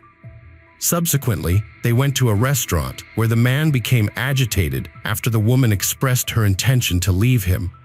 The altercation escalated, leading to physical violence. After further arguing outside, the couple returned inside, where the man continued to harass and assault the woman. Although no footage exists of the subsequent events inside a private area, it is evident from hallway footage that the man continued to intimidate and physically harm the woman. Despite her attempts to escape and seek refuge in the restroom, the man aggressively pursued her, eventually breaking in and assaulting her further. The defendant claimed that his wife got angry and, in a fit of rage, took off all her clothes and jewelry, which she then flushed down the toilet to show that she did not need anything from him. According to another version, the man himself forced her to undress in order to humiliate her once again. After the gold jewelry went down the drain, Bichet became furious and hit his wife several times in the face with his fist, and then pushed her so hard that she fell and hit the toilet. But at trial, he claimed that the wife was drunk and, while undressing, fell several times herself, hitting her head on the tiles and plumbing. Then, the defendant explained that he and his wife originally planned to go home after leaving the restaurant, but he was too intoxicated to drive. He didn't want to call a cab due to embarrassment over his wife's drunken state. They returned to the bar and eventually left again. However, Saltanat lingered at the mirror, examining her bruised face. Her husband forcibly tried to move her towards the exit, escalating into a physical assault. He viciously beat her, dragged her, and eventually brought her back to a VIP room where he assaulted her. Despite claiming in court that he had not harmed her, he allegedly beat her until she fell unconscious on the sofa. He noticed bruising on her face, but instead of seeking medical help, he consulted a fortune teller who claimed she was just drunk and needed sleep. He ignored her worsening condition, but eventually realized she had passed away. In a panic, he called his brother and together they cleared the establishment of guests and tampered with CCTV footage. Later at the trial, Bakken claimed that he believed his brother that the woman was drunk and asleep and agreed to delete the recordings as they allegedly depicted Sultanat's indecent behavior, dishonoring her honor and the honor of her family. Bakkenov called an ambulance only toward the evening when the woman's body was already cold and rigor mortis had begun. According to him, he tried to perform resuscitative actions, but they were useless. Sultanat had long since died. Law enforcers who arrived on the scene arrested both brothers. Bishimbayev's former wife expressed criticism towards him. She defended him during his corruption case, but later filed for divorce, citing irreconcilable differences and claiming personal growth. She then acknowledged his capability of committing a brutal crime, mentioning his aggressive, selfish, and cheating behavior during their 14-year marriage. She became aware of the extent of his infidelity only after his arrest in 2017. A month later, a couple had an argument over something small. The man got very angry and threw a toilet lid at Nazim, which he ripped out with his hands. The woman managed to avoid getting hit, but she realized at that moment that their marriage was over. She thought that Bishimbayev had been holding back his demons because he knew she wouldn't tolerate it, but he ended up humiliating and insulting her when she couldn't fight back. The trial started in March 2024, and it became evident that the case would be challenging. The family members of the victim were insistent that the trial be as transparent as possible, with journalists present so that everyone could witness the proceedings. They were concerned that the accused would use his wealth and connections to influence witnesses and judges in order to avoid severe punishment. Contrarily, Bishimbayev demanded a trial by jury, which was approved. The jury consisted of 12 members, 10 primary jurors and 2 alternates, along with the judge. This decision was made to lessen the chances of facing a life sentence. The accused had previously been found guilty of a serious crime but had been released on probation. Committing another severe crime would have led to a life sentence. However, in a jury trial, the death penalty can only be given if all jury members and the judge agree. This scenario is highly unlikely, hence the defendant held on to this possibility. During the trial, the defendant claimed he was not guilty of premeditated murder with particular cruelty. He said everything was accidental, caused by various factors. He mentioned that his spouse provoked him by insulting, shouting, and starting a fight. However, video recordings from surveillance cameras showed otherwise. Initially, they tried to charge Bishimbayev with domestic violence, which in Kazakhstan doesn't carry severe punishment due to lenient laws. This led to criticism, especially from the deceased woman's family. Her mother tearfully mentioned in court that she couldn't even say goodbye to her daughter due to the severity of the injuries. She feared her son-in-law might receive a light punishment, which made her lose faith in justice. Following public outrage, a new law was passed in April 2024 to increase penalties for domestic violence in Kazakhstan. He also attempted to heavily pressure his brother, who was accused of complicity, to give false testimony. Banov requested the court to protect him from his relative, and the request was approved. During the court sessions, Bishimbayev consistently tried to discredit his deceased wife, portraying her as an unstable alcoholic who frequently deceived him and instigated his aggression. He argued that he acted impulsively that night, admitting to hitting his wife a few times, but claimed those blows were not fatal. He suggested that the other injuries were self-inflicted due to her drunken state. He explained the bruises on her neck as part of his efforts to resuscitate her and help her regain consciousness. After the second defendant claimed in court that the relative prevented him from seeking medical help for the dying woman and was focused solely on deleting camera footage quickly, the relative instructed him to take the woman's cell phone to their residence to make it seem like she had returned home, knowing that his brother was tracking her location. In the ninth hearing, the defendant and his attorney asked for the judge, An KBVA, to be removed alleging bias. Despite their request, the judge remained on the case until the final ruling was made. What was the outcome? Recently, on May 13, 2024, Kandik Bishay was found guilty of causing severe harm, torture, and the murder of his partner. He received a 20-year sentence for murder, along with 7 years for assault and torture. Combining the terms, he was sentenced to 24 years in prison. A relative of the former minister, Bakan Banov, was given a 4-year prison term for sheltering the defendant. The court considered Banov's clean record, genuine remorse, and full cooperation with the investigation. Family members of the deceased Saltanat were dissatisfied with the court's decision. Her father, Aminel Nenov, previously said that he hoped for a life sentence for his former son-in-law, and any other decision of the court would be unfair. At the same time, the brother of the murdered Beck noted that 24 years in prison for 44-year-old Bishimbayev is practically a life. Friends, welcome to our channel. Today we're going to take a look at another horrible case with you. The case of Lauren Heike. Life can be unpredictable, filled with both joyous moments and heart-wrenching tragedies. The story of Lauren Heike, 29-year-old from Phoenix, Arizona, serves as a poignant reminder of how fragile our existence can be and how quickly everything can change. Lauren, a beautiful soul with captivating green eyes, had an unwavering faith in the goodness of others.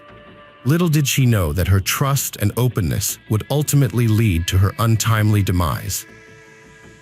Lauren Heike was born on November 20, 1993, in Seattle, Washington, into a well-off family. Her father, Jeff, owned a plumbing manufacturing business, and her mother, Lana, worked in real estate. She was very close to her older brother, Ryan. Lauren received her secondary education at Central Kitsap High School in Silverdale, Washington. After graduation, she moved to Phoenix and enrolled at the Gary Manuel Leda Institute, where she studied to become a cosmetologist and skincare specialist. Lauren always took great care of herself and had a good understanding of cosmetics, so her education helped her develop her natural inclinations. She began her career at the age of 18 and built a successful path. Initially, she worked as a customer support representative for 5 years, starting in 2015. Lauren then became a leading manager at the renowned cosmetics company Benefit before working as a cosmetologist at a beauty salon for 9 months in October 2020. She later got a job as a manager at the Center for Aesthetic Medicine. She also planned to follow in her mother's footsteps and try her hand in the real estate field. At the time of the tragedy, Lauren was working full-time as an instructor at a golf club. She was never afraid of difficulties, was responsible, and easily found common ground with people. She was actively developing in the beauty industry, sports, and real estate. Lauren carefully monitored her physical fitness, regularly engaging in fitness activities, and generally led a healthy, active lifestyle. She had many friends and a supportive family. In addition to working in sports and meeting with friends, she adored traveling and hiking. It was because of the presence of picturesque trails that she loved Phoenix so much. Lauren often walked alone, listening to music and enjoying the fresh air, silence, and tranquility of nature.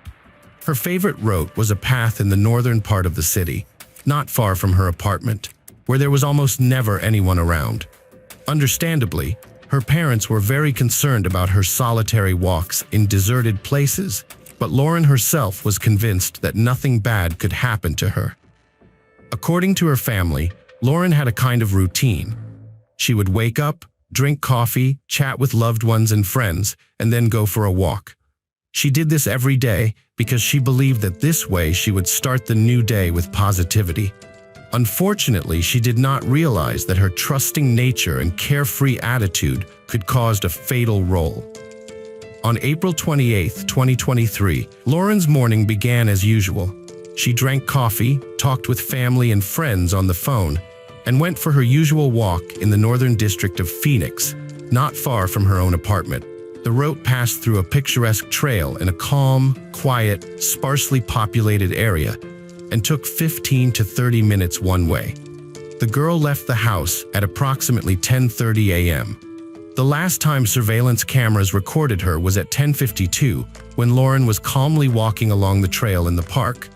She was wearing a pink sports top, black leggings, and sneakers. She only had her phone and keys with her.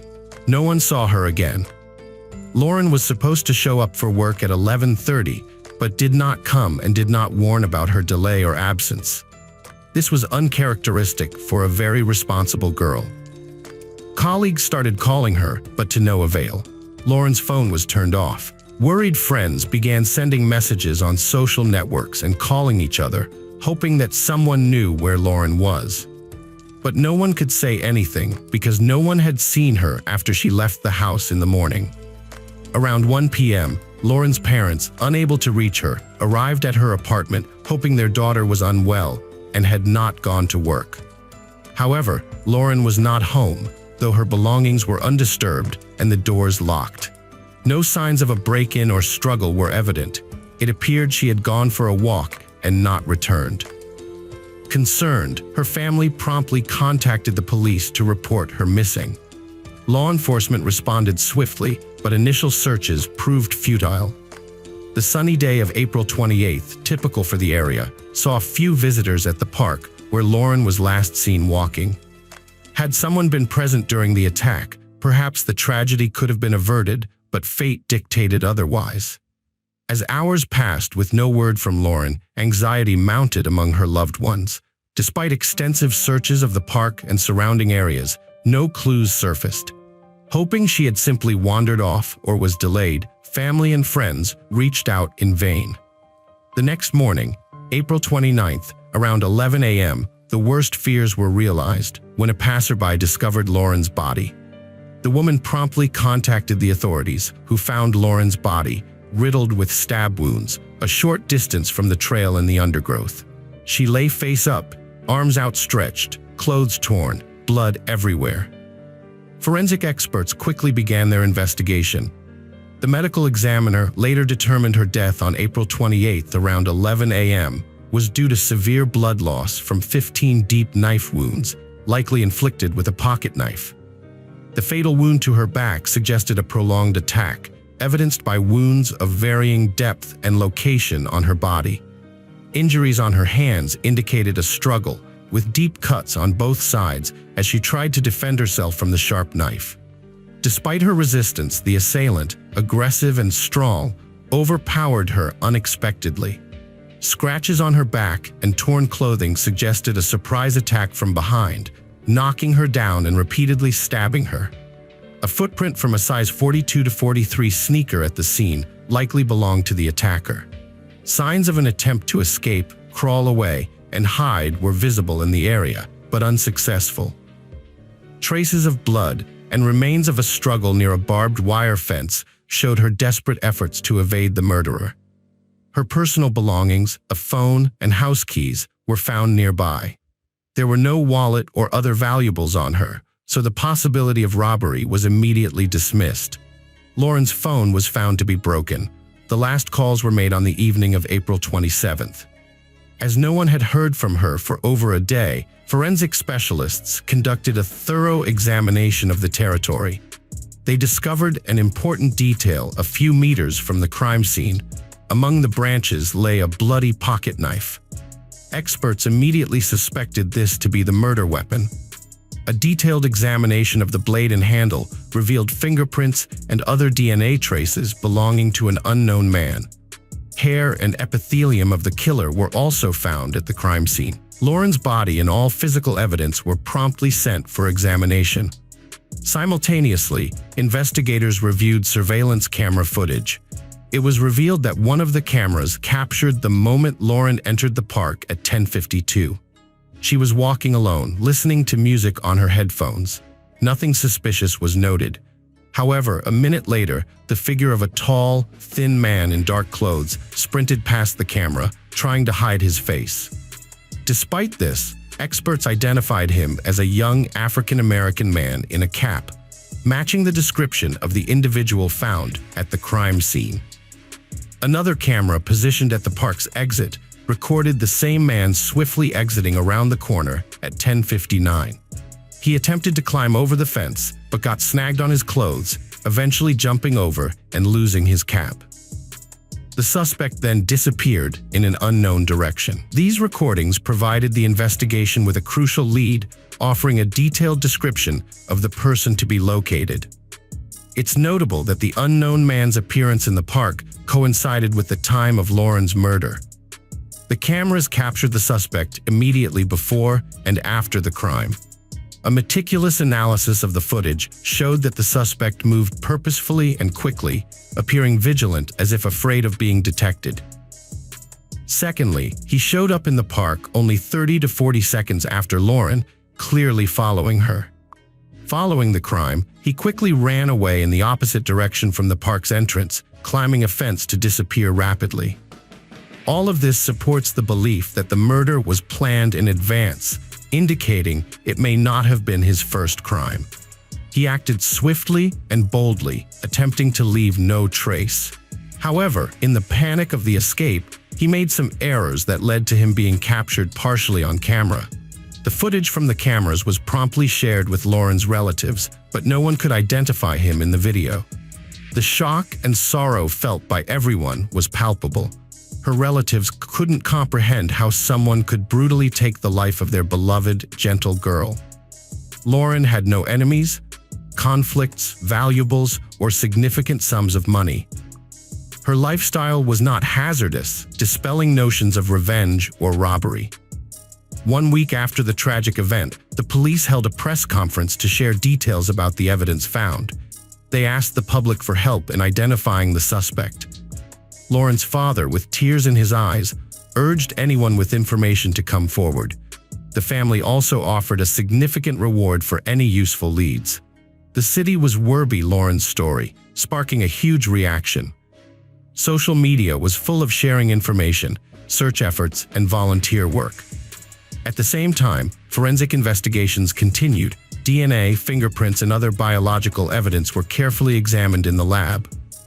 Finally, experts struck gold. The suspect's genetic profile matched records in the police database. The system revealed the name, Zion William Teasley, a 22-year-old African-American with a history of criminality. Detectives swiftly delved into Zion's background, unearthing his challenging upbringing in a home marred by addiction and criminality since his youth. In 2020, he was convicted of a series of armed robberies. Zion spent almost a year in prison but was released early for good behavior. He was last arrested in January 2023 for a knife attack on a passerby. However, the victim then withdrew the statement, so Teasley got off with a suspended sentence. At the time of Lauren's murder, he was under police supervision and had to regularly check in at the precinct. The last such check took place on April 27th, the day before the tragedy in the park. With this new information, the detectives began to develop a plan to detain the suspect. They established round-the-clock surveillance on him and discovered that Zion was not working anywhere at that time, spending all his time at home and occasionally visiting some dubious individuals. Obtaining an arrest warrant, the capture group went to Zion Teasley's apartment. The door had to be broken down, but no one was inside. During the search, the police found a bucket of chlorine, gloves, and rags, indicating an attempt to destroy evidence, though he didn't have enough time for it. In Zion's room, they found a suitcase stuffed with clothes, a brand new passport in a different name, and bus tickets to Canada, suggesting a plan to flee the country. Investigators immediately suspected that Zion had found out about the search and was trying to evade justice. A large-scale special operation began with the focus on Zion Teasley being sent to all states. Border guards were alerted to apprehend the murder suspect. Patrols were deployed at railway stations, airports, and highways. Detectives traced the fugitive's phone calls and located him using signals from cell towers. Meanwhile, they also collected evidence, including witnesses who saw Zion Teasley following Lauren before her murder. A thorough investigation into Zion's history uncovered previous assaults on women, suggesting a history of violence. He was arrested for harassing a girl in a club. Prior to that, a girl he was dating wrote a statement accusing him of beating her. Although the case was closed due to lack of evidence, Zion was widely regarded as an extremely aggressive and unbalanced person who held contempt for women, considering them inferior. His social media posts were filled with derogatory language towards women, and there were also photos of knives resembling the murder weapon. Police suggested that Lauren might have been a random victim of Zion's violent tendencies. It was theorized that he spotted her on the street, stalked her, and then attacked her in a deserted place. Some speculated that he may have felt provoked by her attractiveness and apparent vulnerability, a common trigger for individuals with his mindset. Lauren's family, devastated by her senseless death, implored the public to eschew vigilante justice and allow the legal system to handle the case. After a 3-day search, Zion Teasley was apprehended in an abandoned garage on the city's outskirts. During his arrest, he resisted and injured a police officer. Subsequently, during questioning, he adamantly denied any involvement in the crime. However, when presented with surveillance footage from the park, he fell silent and requested legal representation. The prosecution swiftly charged Zion Teasley with intentional murder and kidnapping, citing substantial evidence such as video recordings, Lauren's belongings found in the garage, a knife, and DNA and fingerprints found at the crime scene. As a result, the court ordered that he be held in custody without the option for bail. The trial of Zion Teasley began on June 5, 2023, a highly publicized case in the state's history, capturing the attention of the entire nation. Journalists, activists, and concerned citizens gathered outside the courthouse, eager to observe the accused individual. Accompanied by tight security, Zion entered the courtroom in handcuffs, wearing an orange prison outfit, seemingly indifferent. Lauren's family openly displayed their emotions. Her mother wept continuously, while her father glared angrily at the defendant. Friends of the victim, holding her pictures, also attended the proceedings. The prosecutor argued that Zion Teasley was a dangerous and calculated killer who posed a significant danger to society. He emphasized the audacious nature of the crime and the strong evidence against the defendant, portraying Zion as a misogynistic psychopath who took pleasure in causing harm to women.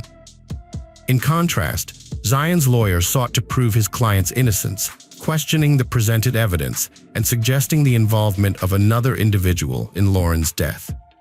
The defense attorney advised the jury to make their decision based on facts rather than emotions or public opinion, highlighting Zion's difficult upbringing and the harsh treatment he endured in his family.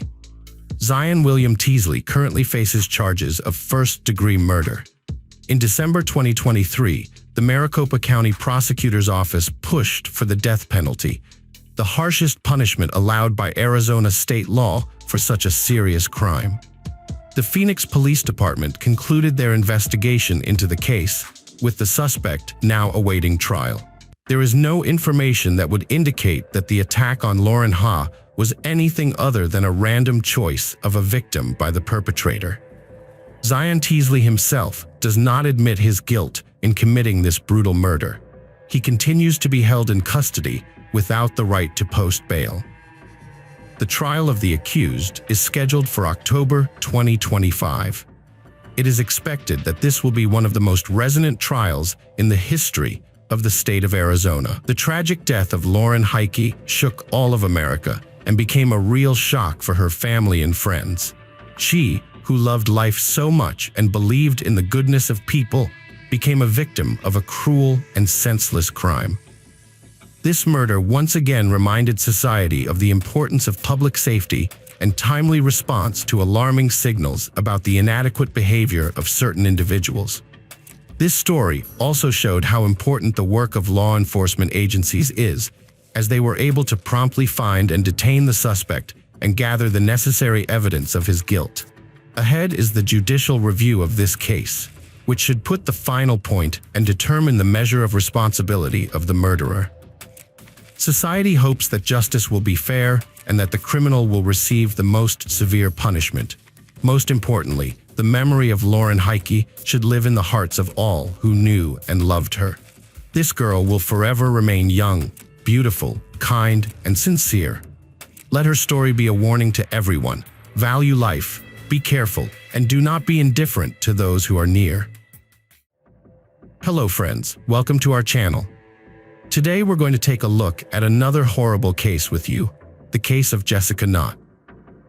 Jessica Knott was born on June 22, 1986, in the city of Allamont Springs, Florida. She had an older brother, a younger sister, and loving parents. Her father worked as a construction worker, often traveling to other states for several days, leaving the kids alone with their mother. Jessica was a cheerful and lovely child. She liked to spend a lot of time outdoors with friends, play with her siblings, and she also had a deep love for animals. On April 5, 1996, when Jessica was 9 years old, her family decided to visit her grandparents for Easter.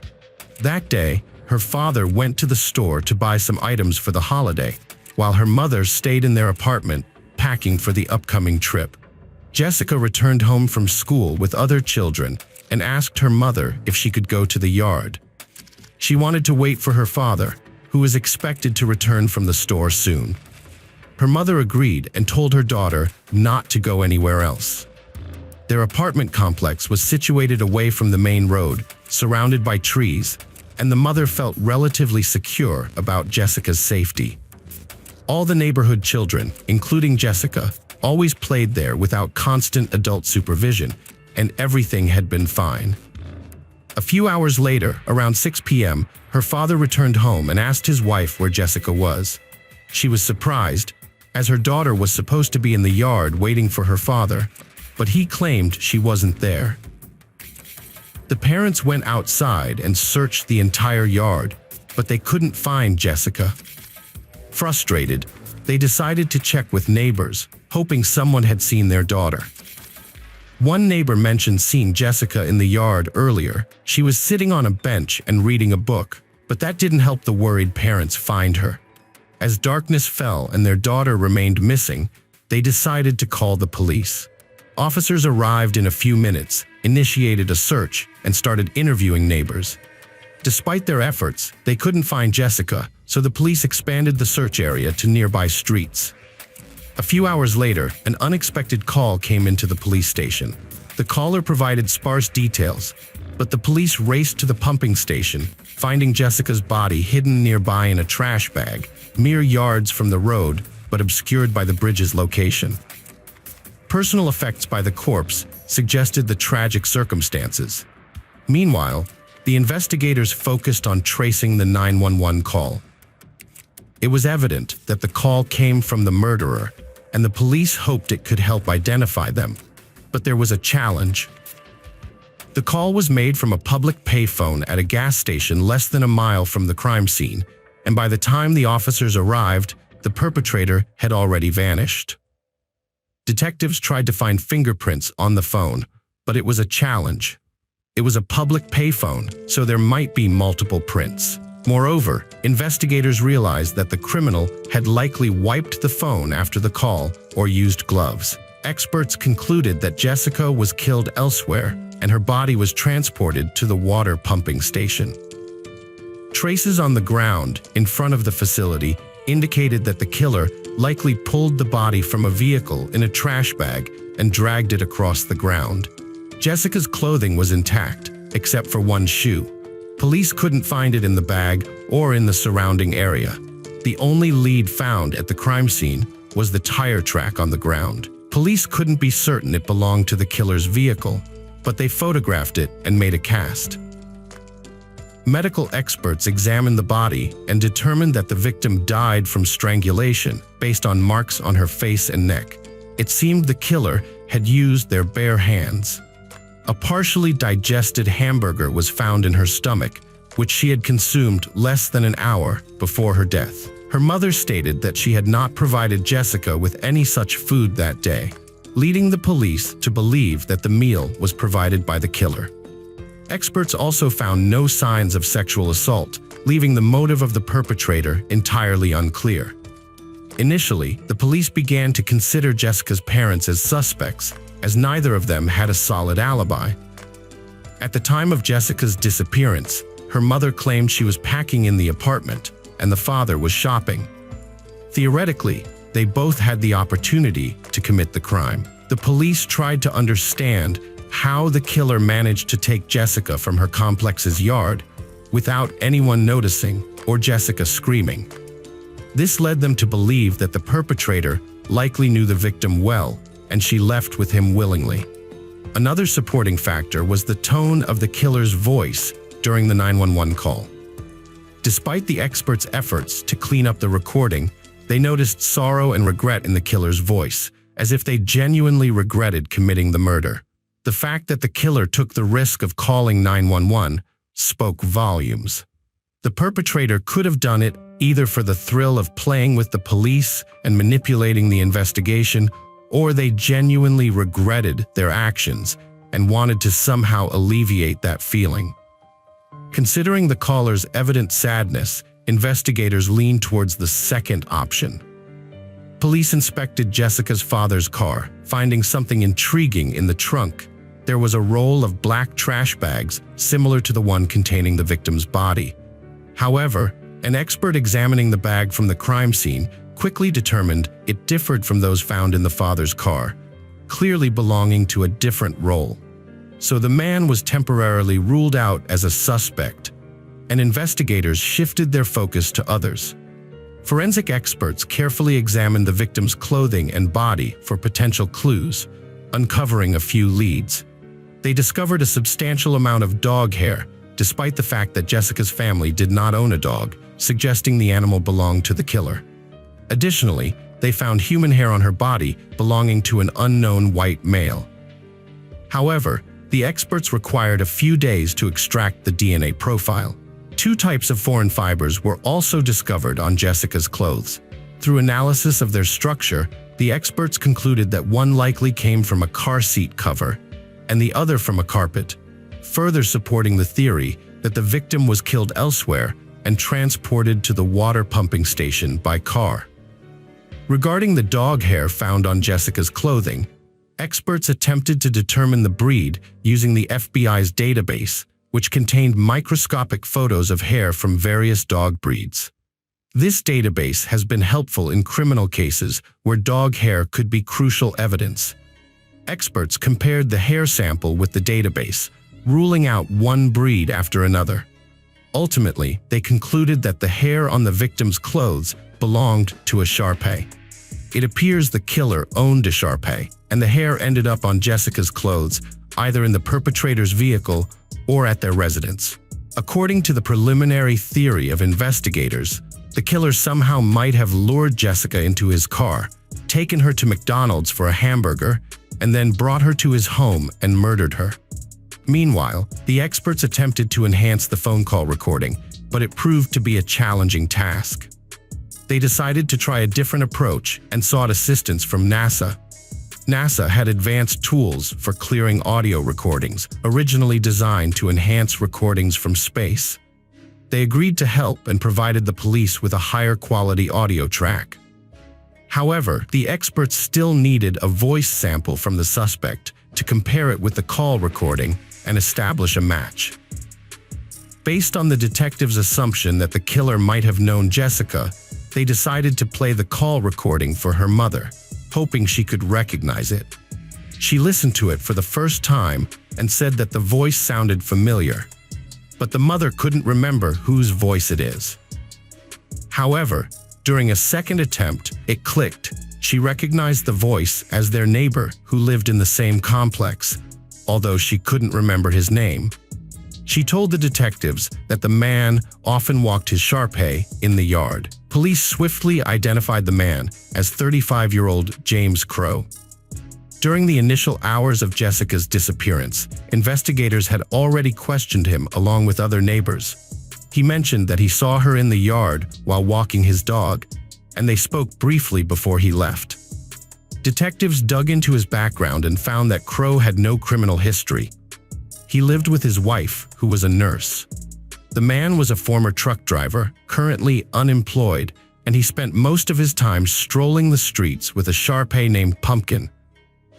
The detectives realized that merely the similarity in voice and owning a dog of a specific breed wasn't enough for an arrest, so they obtained a search warrant for his car. they discovered two disturbing clues. Under the front passenger seat, there was an empty Happy Meal bag, even though Jessica had a McDonald's hamburger in her stomach and James didn't have children. This seemed highly suspicious. Experts also noticed that the car had brand new tires, as if they had barely been used. Police found out that Crowe replaced them on the day of Jessica's murder, even though his previous tires were not particularly old and could have lasted for several more years. Crowe claimed to have left the old tires at a car service, which was quite unusual considering they were not old at all. So the police headed to this service building, but by the time they arrived, there was only one tire from James's car left. They compared its tread pattern from what was found near the body, but detectives faced an unexpected twist. They didn't match. However, they initially weren't 100% sure that the tire mark on the ground was left by the killer's car and not some other vehicle, as maintenance staff regularly visited the building, and this tire mark could have belonged to their vehicle. The police also searched James's apartment, where they found a new lead, a box containing several rolls of trash bags matching the size and color of the one found on the victim's body. Obviously, this couldn't be considered strong evidence, so detectives had to figure out if there was a way to establish that the bags had come from the same roll. At first glance, this task seemed impossible. The bags themselves had no markings or distinctive features, and there were hundreds of manufacturers of such products. But even the detectives were soon surprised by the creativity they could display in such a complex challenge. They contacted N.L. Roberts, the man responsible for quality control at the company that produced the bags found in the suspect's apartment. At first, he identified the specific factory where the bags were produced, as there was a special code on the cardboard box containing the rolls, indicating that the product was made at a facility in Virginia. The expert then explained that a tiny amount of iron or titanium is included in the composition of the bags, depending on their color. Considering that the factory produces bags of various colors, the materials in the production are constantly changing, and the ratio of plastic to iron or titanium literally changes daily, since such tiny amounts cannot be measured with 100% accuracy, and there's no need to do that. In other words, experts could take bags from the suspect's apartment and the crime scene, measure the presence of the elements in the plastic using high-intensity X-rays, and get a very precise ratio. Through this analysis, they found that the ratio of iron and titanium to plastic in both bags was absolutely identical, indicating that they were manufactured on the same day and should belong to the same batch. But that's not all. During the production of trash bags, a small amount of microscopic debris ends up on the machines, which is acceptable within production standards. However, this results in small streaks visible to the naked eye when the plastic sheets later cut into bags are rolled out. These streaks are present on every bag in large amounts, forming a unique pattern for each roll of fabric. The debris particles on the conveyor belt are constantly moving, falling off and being replaced by new ones. So the pattern of similar streaks is preserved for a maximum of a few hundred feet of fabric. This means that it can be understood from this pattern that two different bags were not just made within the same batch, but within a few hours of each other. Experts compared the bags from the suspect's apartment and the crime scene, and the lines on them matched with astonishing precision. But that's not all. The experts also explained that after the bags are manufactured, they are rolled into a bundle using a machine, which often does this somewhat unevenly. However, if you don't look closely, these deviations are almost imperceptible and the rolls appear smooth. Examining the edges of the bags, however, reveals tiny folds and creases, forming a similarly unique pattern as with the streaks. In the end, the experts compared the bags again and found that the pattern on the bags from James's apartment matched the one from the crime scene. They concluded that the bag used by the killer was not just produced by the same company, but was manufactured within a range of almost 17 boxes apart. This meant that with a high degree of probability, the perpetrator took the bag from one of the rolls in James's apartment. Forensic analysts also compared the two types of fibers found on Jessica's clothing with the carpet in the suspect's apartment and the covers of his car seats. Both samples matched. Finally, a sound expert compared the 911 call recording with a voice sample from James and concluded that the voice belonged to the same person. Despite the incredible work done by the experts, detectives faced one major problem. All this fell into the realm of circumstantial evidence, but they were confident in James's involvement and decided to arrest him. The man was taken into custody, and the prosecution announced its intent to seek the death penalty. Considering that James continued to deny his guilt, the case proceeded to trial. The prosecution presented their version of how the crime happened. James spent a lot of time outside with his dog, and all the local kids knew him well. According to the police version, on that day, James noticed Jessica alone on a bench while walking his dog and started a conversation. He offered to take her to McDonald's, promising to buy her a hamburger, and Jessica agreed because she knew him well. After the restaurant, he presumably took her back to the apartment complex and invited her to his place. Perhaps he offered her to play with Pumpkin, his dog. His wife was at work, and the presence of carpet fibers from his living room on Jessica's clothes indicated that she was there on the day of her death. According to investigators, James might have attempted to assault Jessica, but something went wrong. Based on the forensic report, the perpetrator not only strangled the victim with his bare hands, but also pressed his palm against her face, perhaps because Jessica tried to scream, and he panicked and attacked her. After Jessica passed away, he placed her in a garbage bag to transport the body to his car without arousing suspicion from the neighbors. He drove a few miles and left the body near a water station, made the 911 call from a nearby gas station, and returned home. During the preliminary hearings, James's lawyers attempted to challenge all available evidence, arguing that there was no solid proof of their client's guilt. Despite the fact that the judge accepted the evidence, the defense was right. In cases involving the death penalty, the standards for evidence are much higher, and in James' case, there was a significant chance of avoiding this sentence. In light of these circumstances, a plea deal was proposed to the suspect. Under the terms of the deal, he would admit guilt to second-degree murder and receive a 40-year prison sentence without parole, thus avoiding the death penalty. In the summer of 1998, 2 years after the murder, James agreed to the deal. He wasn't required to disclose any details of the crime, but he mentioned that part of his decision was to spare Jessica's family and save them from going through the trial. The prosecution believed that the perpetrator genuinely showed remorse, citing his 911 call, the purpose of which remained unclear. The only logical explanation in this context was that James sincerely wanted to alleviate his guilt for such a heinous crime. Jessica's parents were not pleased with the deal, as they had hoped for the death penalty, and they also wanted the killer to confess. But James remained silent. Nevertheless, he didn't live to see the end of his term. James passed away in November 2011 at the age of 49 due to health problems, taking the details of his actions and motives with him to the grave. Jessica's case involved truly unique work by experts and detectives. The amount of information they gathered by examining ordinary garbage bags astonished even the judge, who had never encountered such evidence throughout his career. Christy Lynn Mullins was born on August 28, 1960, in Columbus, Ohio. She grew up in a large family with 5 children, living in a quiet neighborhood away from the hustle and bustle of the city.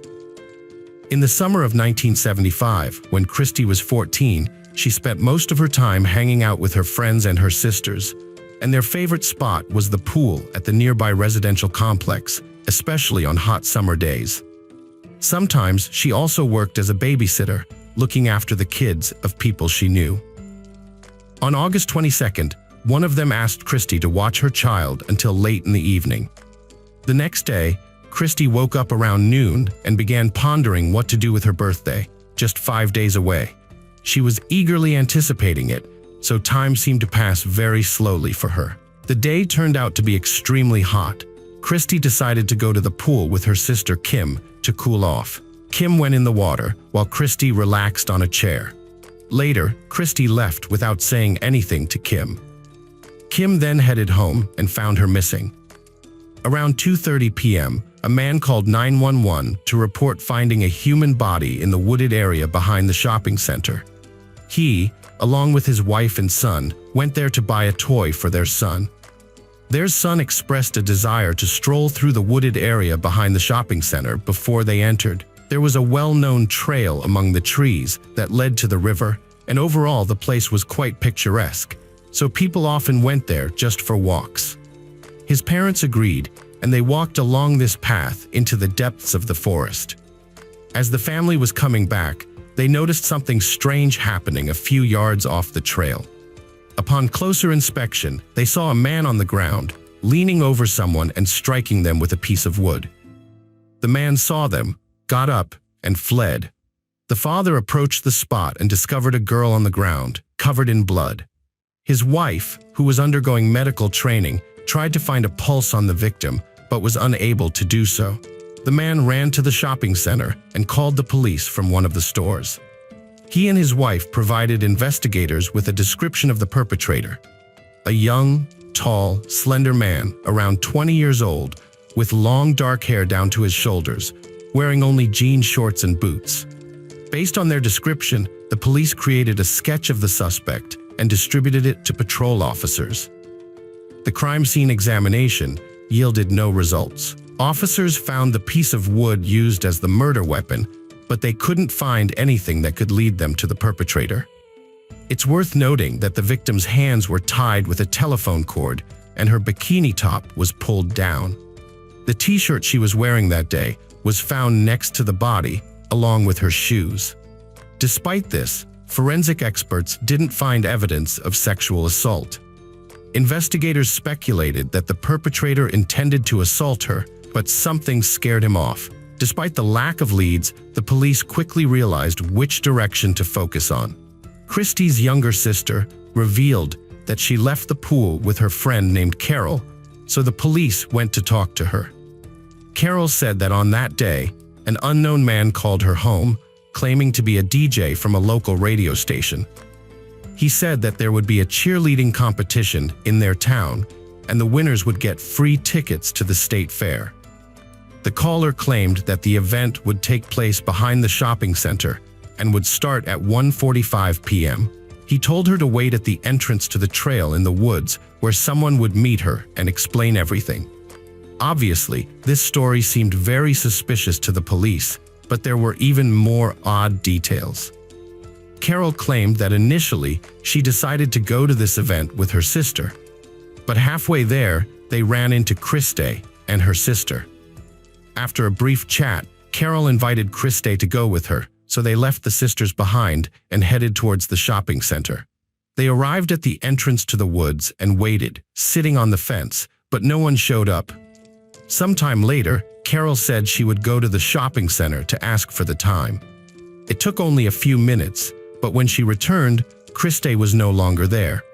She waited for a while, but no one appeared, so eventually she left. The police found no evidence to support the claim of any cheerleading competitions in town. They assumed that the caller could have been the killer attempting to lure Carol into the woods, or it could have been some prank unrelated to the murder. Either way, they couldn't trace the call, making it impossible to identify the caller. Investigators also noticed a discrepancy in Carol's story. She said she met Christy and her sister on the street while walking to the shopping center. However, Kim insisted that they were at the pool and Carol came to them there. Late that same evening, Christy's mother encountered Carol, who lived just a few dozen yards from their home, and they had a rather strange conversation. Carol began apologizing to the woman and said that things weren't supposed to go this far. She added that she was supposed to be the target and that 2 people were involved in the murder. Shocked, Christy's mother tried to get more details, but Carol refused to continue the conversation and left. She reported this to the police, and they spoke with Carol again, but she claimed she hadn't said anything like that, and insisted on the truthfulness of her initial testimony. Later, she was questioned again with a polygraph, and the operator didn't detect any signs of deception in response to important questions. After this, investigators shifted their focus away from Carol and continued searching for other leads. In the following days, as news of the brutal murder spread throughout the city, local residents were gripped by widespread fear, realizing that a dangerous criminal was still at large. The police believed the killer was a local resident, as they knew about the trail behind the shopping center. Detectives deployed all their resources to find the culprit, and 3 days after Krista's murder, there was a long-awaited breakthrough in the case. Around 5 p.m., a police officer was patrolling the center streets of Columbus when he spotted a man who remarkably resembled the sketch of Krista's killer. The patrol officers immediately contacted the detectives, who quickly arrived at the scene. They asked the man to go with them to the station to answer a few questions, and he agreed. He turned out to be 25-year-old Jack Carman. Despite the fact that he voluntarily agreed to answer their questions, the police immediately faced a problem. The man had a significant intellectual disability. His IQ, according to various tests, was estimated to be around 50 points. Jack was under the care of a specialized medical institution and lived in an apartment provided by a non-profit organization where he worked. He couldn't read, write, and spoke poorly, but the detectives on Krista's case couldn't ignore the striking resemblance between him and the composite sketch. The interrogation proved to be very challenging. For most of the time, Jack responded to the detectives' questions with a single word or remained silent. The detectives also began to doubt whether he was fully capable of understanding and comprehending the meaning of their questions. The interrogation lasted for 6 hours, but eventually, the detectives made some progress by asking the most simple and straightforward questions possible. They were able to obtain the long-awaited confession from Jack. According to his account, on that day, he left his apartment and took a bus to the shopping center to purchase pants and a shirt. As he walked through the parking lot towards the entrance, he noticed Krista sitting on the fence near the start of the trail leading into the woods. He approached Krista, grabbed her, tied her hands, and dragged her into the woods, where he assaulted her. After that, Krista tried to escape, and that's when Jack caught up with her. He grabbed a piece of wood from the ground and struck her multiple times on the head. Then, he ran to the main road in front of the shopping center and jumped on a bus. The next day, the police took him to the forest, and Jack pointed out the spot where he committed the crime. He also provided investigators with details that only the perpetrator could know, such as the fact that the piece of wood broke in half when he struck the victim with it. The detectives also lined up several people, including Jack, and asked the couple who found Krista to identify the person they saw that day. Both pointed to Jack. He was charged with several offenses, including assault and murder, despite the fact that experts didn't find any evidence of sexual assault. Jack confessed to it, so the prosecution decided not to exclude it. The prosecutor sought the death penalty, but Jack's lawyer, with his consent, struck a deal. Jack had to admit his guilt before the judge and receive a life sentence instead of execution. Considering the high-profile nature of this case, with thousands of people following it, the judicial process moved swiftly. Jack was sentenced to life imprisonment just 11 days after the murder, on September 3rd. However, after the trial, many began to doubt Jack's guilt. As more details about his confession and his personality emerged in the media, more people started to question whether he could have truly committed such an act.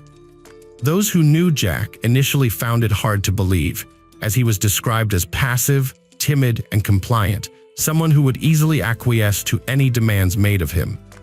There were also doubts about Jack's ability to confess to the crime. He could barely speak, yet the police claimed that he had told them about the crime in utmost detail.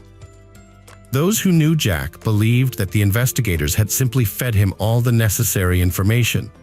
They just needed to ask leading questions that already contained facts about the case. For example, Did he strike the victim with a piece of wood? And if Jack answered yes, the police could already use it as a confession. One woman who was involved in Jack's treatment added that under threat, he could confess to anything. It was enough for him to hear that he faced the electric chair, and he would do whatever the detectives asked. But that's not all. Supporters of Jack's innocence found out that the police had brought him to the murder scene at the same time as the witnesses, the same married couple who later identified him among other people at the police station. So they had already seen Jack and knew that he was a suspect.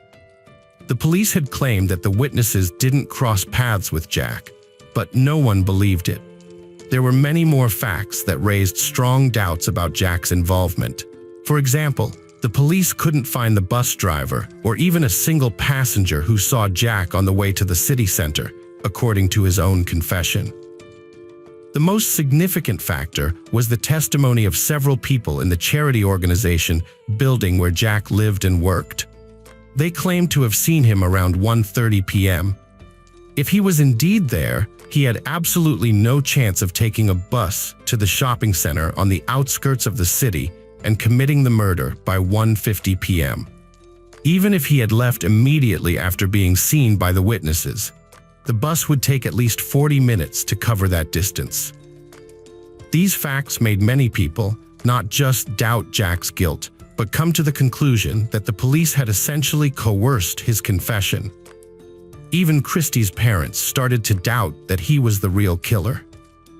On September 9th, just 6 days after the verdict, around 70 people gathered in front of the city hall to draw attention to the case and demand a thorough investigation. They formed a public committee with the goal of seeking justice. Thanks to this, Jack found a new lawyer who quickly filed for a case review. Several months later, a judge revoked Jack's confession and ordered a new trial. Now the prosecution had to prove his guilt practically from scratch, which seemed like an almost impossible task. While preparations for the new trial were underway, Christie's father, Norman Mills, conducted his own investigation from the beginning. He didn't believe the detectives, thinking they weren't doing enough to find his Christie's killer. He decided not to rely on the police and started searching for answers himself. Soon after the murder, he and some neighbors went to the woods to inspect the area. There, they found jean shorts and blood-stained men's underwear, which they handed over to the police, who had initially overlooked them. However, it remained unknown whether these items were linked to the case or even tested. The new trial for Jack began only in 1977, 2 years after the murder. The defense had two main tasks: to prove Jack's innocence and to try to identify the real killer. They already had a strong candidate for this role, whom they considered the most likely suspect, the man who found Christie's body with his wife, Henry Newell, who was 25 years old at the time of the murder. By the start of the trial, Jack's lawyers had gathered an impressive list of reasons to suspect Henry for the murder, and during the trial, this list grew even longer. Initially, Henry drew attention because of his criminal record, starting from his teenage years, with numerous arrests for various offenses and 3 prison terms, from which he had successfully escaped twice before being caught and sent back. At the time of Jack's trial, he was serving his 4th sentence, this time for setting his own house on fire to collect insurance money. The lawyers reviewed the evidence in Christie's case and found several suspicious details in Henry's testimony. He said he found her body, approached it, and threw aside a piece of wood stained with blood, explaining that he was in shock. However, this action still seemed strange, as it was unclear why he would pick up the murder weapon and throw it away from the body without an apparent reason. He also claimed that he thought Christie was still alive, so he took off his shirt and pressed it to her face, which raised doubts about whether he genuinely tried to stop the bleeding or if his shirt became stained with blood during the murder and he needed to justify it somehow. Jack's lawyers found a store employee in the mall where Henry ran to call the police, who said he wasn't wearing a shirt but had jean shorts on, although by the time the police arrived, he was already wearing different pants. The employee also claimed Henry had a fresh bruise on his face, as if someone had hit him, but when asked why she didn't immediately tell the police about this, she said no one simply asked her, and the officers themselves should have noticed the bruise but ignored it back then. Henry's neighbor said he saw Henry with fresh scratches on his hands the night of the murder. The neighbor also saw a phone cord in Henry's garage, matching the one used on the victim. Additionally, Henry had told the neighbor a strange story about knowing Carol's 14-year-old friend and swimming naked with her, which was shocking given Henry's age.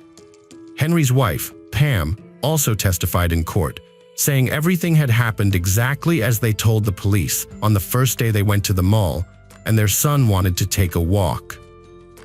Pam added that up until that point, Henry had been at home and only stepped out for a few minutes to chase away the neighborhood kids who had started throwing firecrackers into their yard. Carol Christie also testified, stating that she had never met Henry. Henry himself was also brought into the courtroom from prison, where he repeated his story without any changes and insisted that he had nothing to do with the crime. One of the most significant moments of the trial was the display of the full recording of Jack's interrogation. After viewing, which it became apparent to everyone that Jack was simply coerced into confirming the detective's words that he had committed the murder. Jack barely spoke and apparently didn't fully understand what the police wanted from him. On the fifth day, another unexpected witness appeared, Bobby, Henry's stepson. His testimony truly shocked everyone. Following the case, the boy revealed that on that day, Henry did indeed leave the house to chase away kids throwing firecrackers in their yard. However, he was gone for more than just a few minutes, as his mother had claimed, but for over half an hour. When Henry returned home, his shirt and sandals were missing, and he had scratches on his arms and face. Henry called Pam into another room where they had a conversation, after which they came out and told Bobby that they were all going to the shopping center. Upon arriving, the parents immediately led him to the trail behind the shopping center. The boy claimed that he hadn't asked to go there for a walk, as his parents had initially stated. They entered the woods and almost immediately found Henry's sandals, one of which was torn. Further, they saw Christie's body, and his mother instructed Bobby never to tell anyone about what he saw. The boy added that he only decided to tell the truth after having a conversation with his biological father, who had convinced him to do the right thing.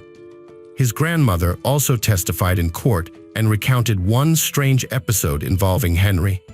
She, along with him and Pam, attended Christie's farewell ceremony, and on the way back, the woman said what a tragedy it was, and Henry suddenly replied, "It will teach her to keep her mouth shut." Another witness was Henry's friend, who said that Henry once confessed to him that he killed Christie. He added that the killing was accidental, not planned. In the end, this trial left practically no doubt that Jack had no involvement in the crime, and eventually, all charges against him were dropped. However, here's where it gets interesting. Despite the overwhelming evidence pointing to Henry's involvement, the prosecutor stated that he had no intention of pursuing a case against him. He also noted that the initial investigation was conducted in the best possible way. However, the prosecutor pointed out that the police either failed to notice or ignored a vast amount of clues and evidence available to them from day one. His response sparked a wave of public outrage, and 2 days later, the prosecutor had to backtrack and agreed to reopen the investigation into Christie's case. But there was a serious problem. Investigators relied on the initial investigation, including the testimonies of Henry and Pam. In other words, the police still operated under the assumption that the couple stumbled upon Christie's body in the woods with a long-haired, shirtless man looming over her. For this reason, investigators stated that they would be looking for new suspects resembling Jack. Of course, such an approach yielded no results. The investigation continued for several months and eventually went cold. Christie's father never gave up on seeking justice, and once he filed a civil lawsuit against Jack, the reasons for such a move were not as simple as it might have seemed. The man didn't believe in Jack's involvement in the murder, but this legal process would have granted him access to the case files, giving him the opportunity to collect all the available information. Unfortunately, this also yielded no results. In 2006, Christie's father passed away from cancer, never having closure in the case. For a long time, there was no progress in the investigation of Christie's murder until 2013, when former attorney John Aller took an interest in the case. He decided to conduct his own investigation, reaching out to all involved parties, hoping to find new leads. Christie's relatives handed him a box containing all of her father's records, which he had been gathering up until his death. He went through it all, spoke to dozens of people, and it became evident to him that the culprit behind this murder was none other than Henry. During his investigation, he found out that Christie's friend Carol was into smoking marijuana at the time. Digging deeper, he uncovered something else and concluded that she, like some other teenagers, apparently was buying it from Henry. This became another link between him and Carol and could indicate the real reason why Christie went to that forest. He theorized that the whole story about the DJ was simply made up and that, in reality, Carol arranged to meet Henry in the forest to buy the illegal substance. Perhaps she decided to invite Christie along under some other pretext, such as using the same story about the DJ in a cheerleading competition. Another, much darker version suggested that Carol may have initially lured Christie there at Henry's request, who had planned to assault her. However, Christie fought back, as evidenced by the scratches and bruises on his body, and the man killed her. By that time, Henry had committed even more crimes, including domestic violence and assault. There was another incident linked to him, but he wasn't tried for it. The death of his wife Pam in 1982 was particularly concerning. Pam had filed for divorce, and just a month later, she was found dead in their apartment where she still lived with Henry. The official cause of death was a sleeping pill overdose, and the police found a note indicating that she had taken her own life. However, Pam's relatives didn't believe this version and suspected that Henry had tampered with the pills. The stranger part of this whole story was that no package of sleeping pills was found in the apartment, even though Pam obviously couldn't have disposed of it after taking such a large amount. That same year, in 2013, when the case was taken on, Henry passed away from cancer at the age of 63. Despite this, the investigators continued their work and released a book containing all available information about Christie's murder.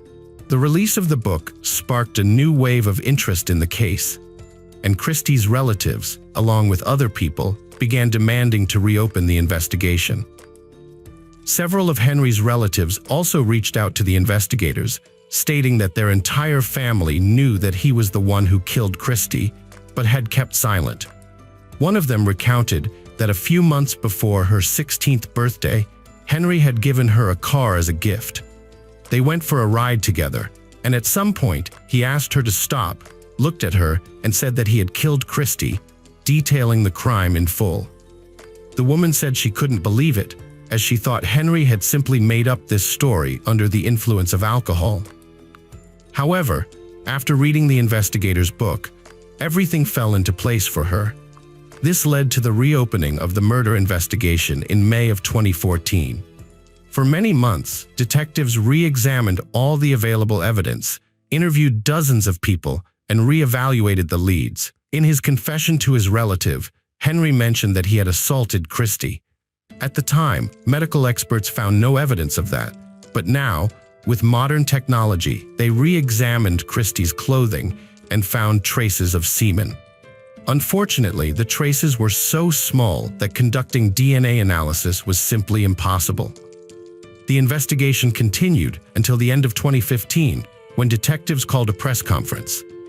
40 years after the murder, they finally announced that they have no doubt that Henry was the one who committed it.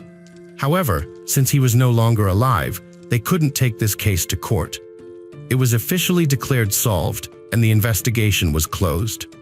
Without Henry's confession, investigators couldn't be 100% sure of exactly what had happened, but they had a strong idea.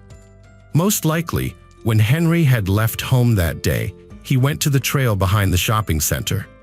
Perhaps Carol invited him there so she could buy weed, but that part cannot be confirmed. Once there, he saw Christy alone and decided to assault her. He tied her hands with a phone cord and took her further into the woods, where she fought back. Christy managed to scratch him and hit him in the face, after which Henry likely knocked her down and killed her with a piece of wood he had found nearby. He then returned home, told his wife what had happened, and they both came up with a plan for him to avoid punishment. It's worth mentioning that Carol never told the truth after all these years. It's possible she was somehow involved, and we can't exclude that one day she'll come forward. During the press conference, the police also apologized to Christy's family for how negligently their predecessors had handled the case. There was enough evidence from the beginning to charge Henry with the murder, but the investigators either didn't notice it or simply ignored it.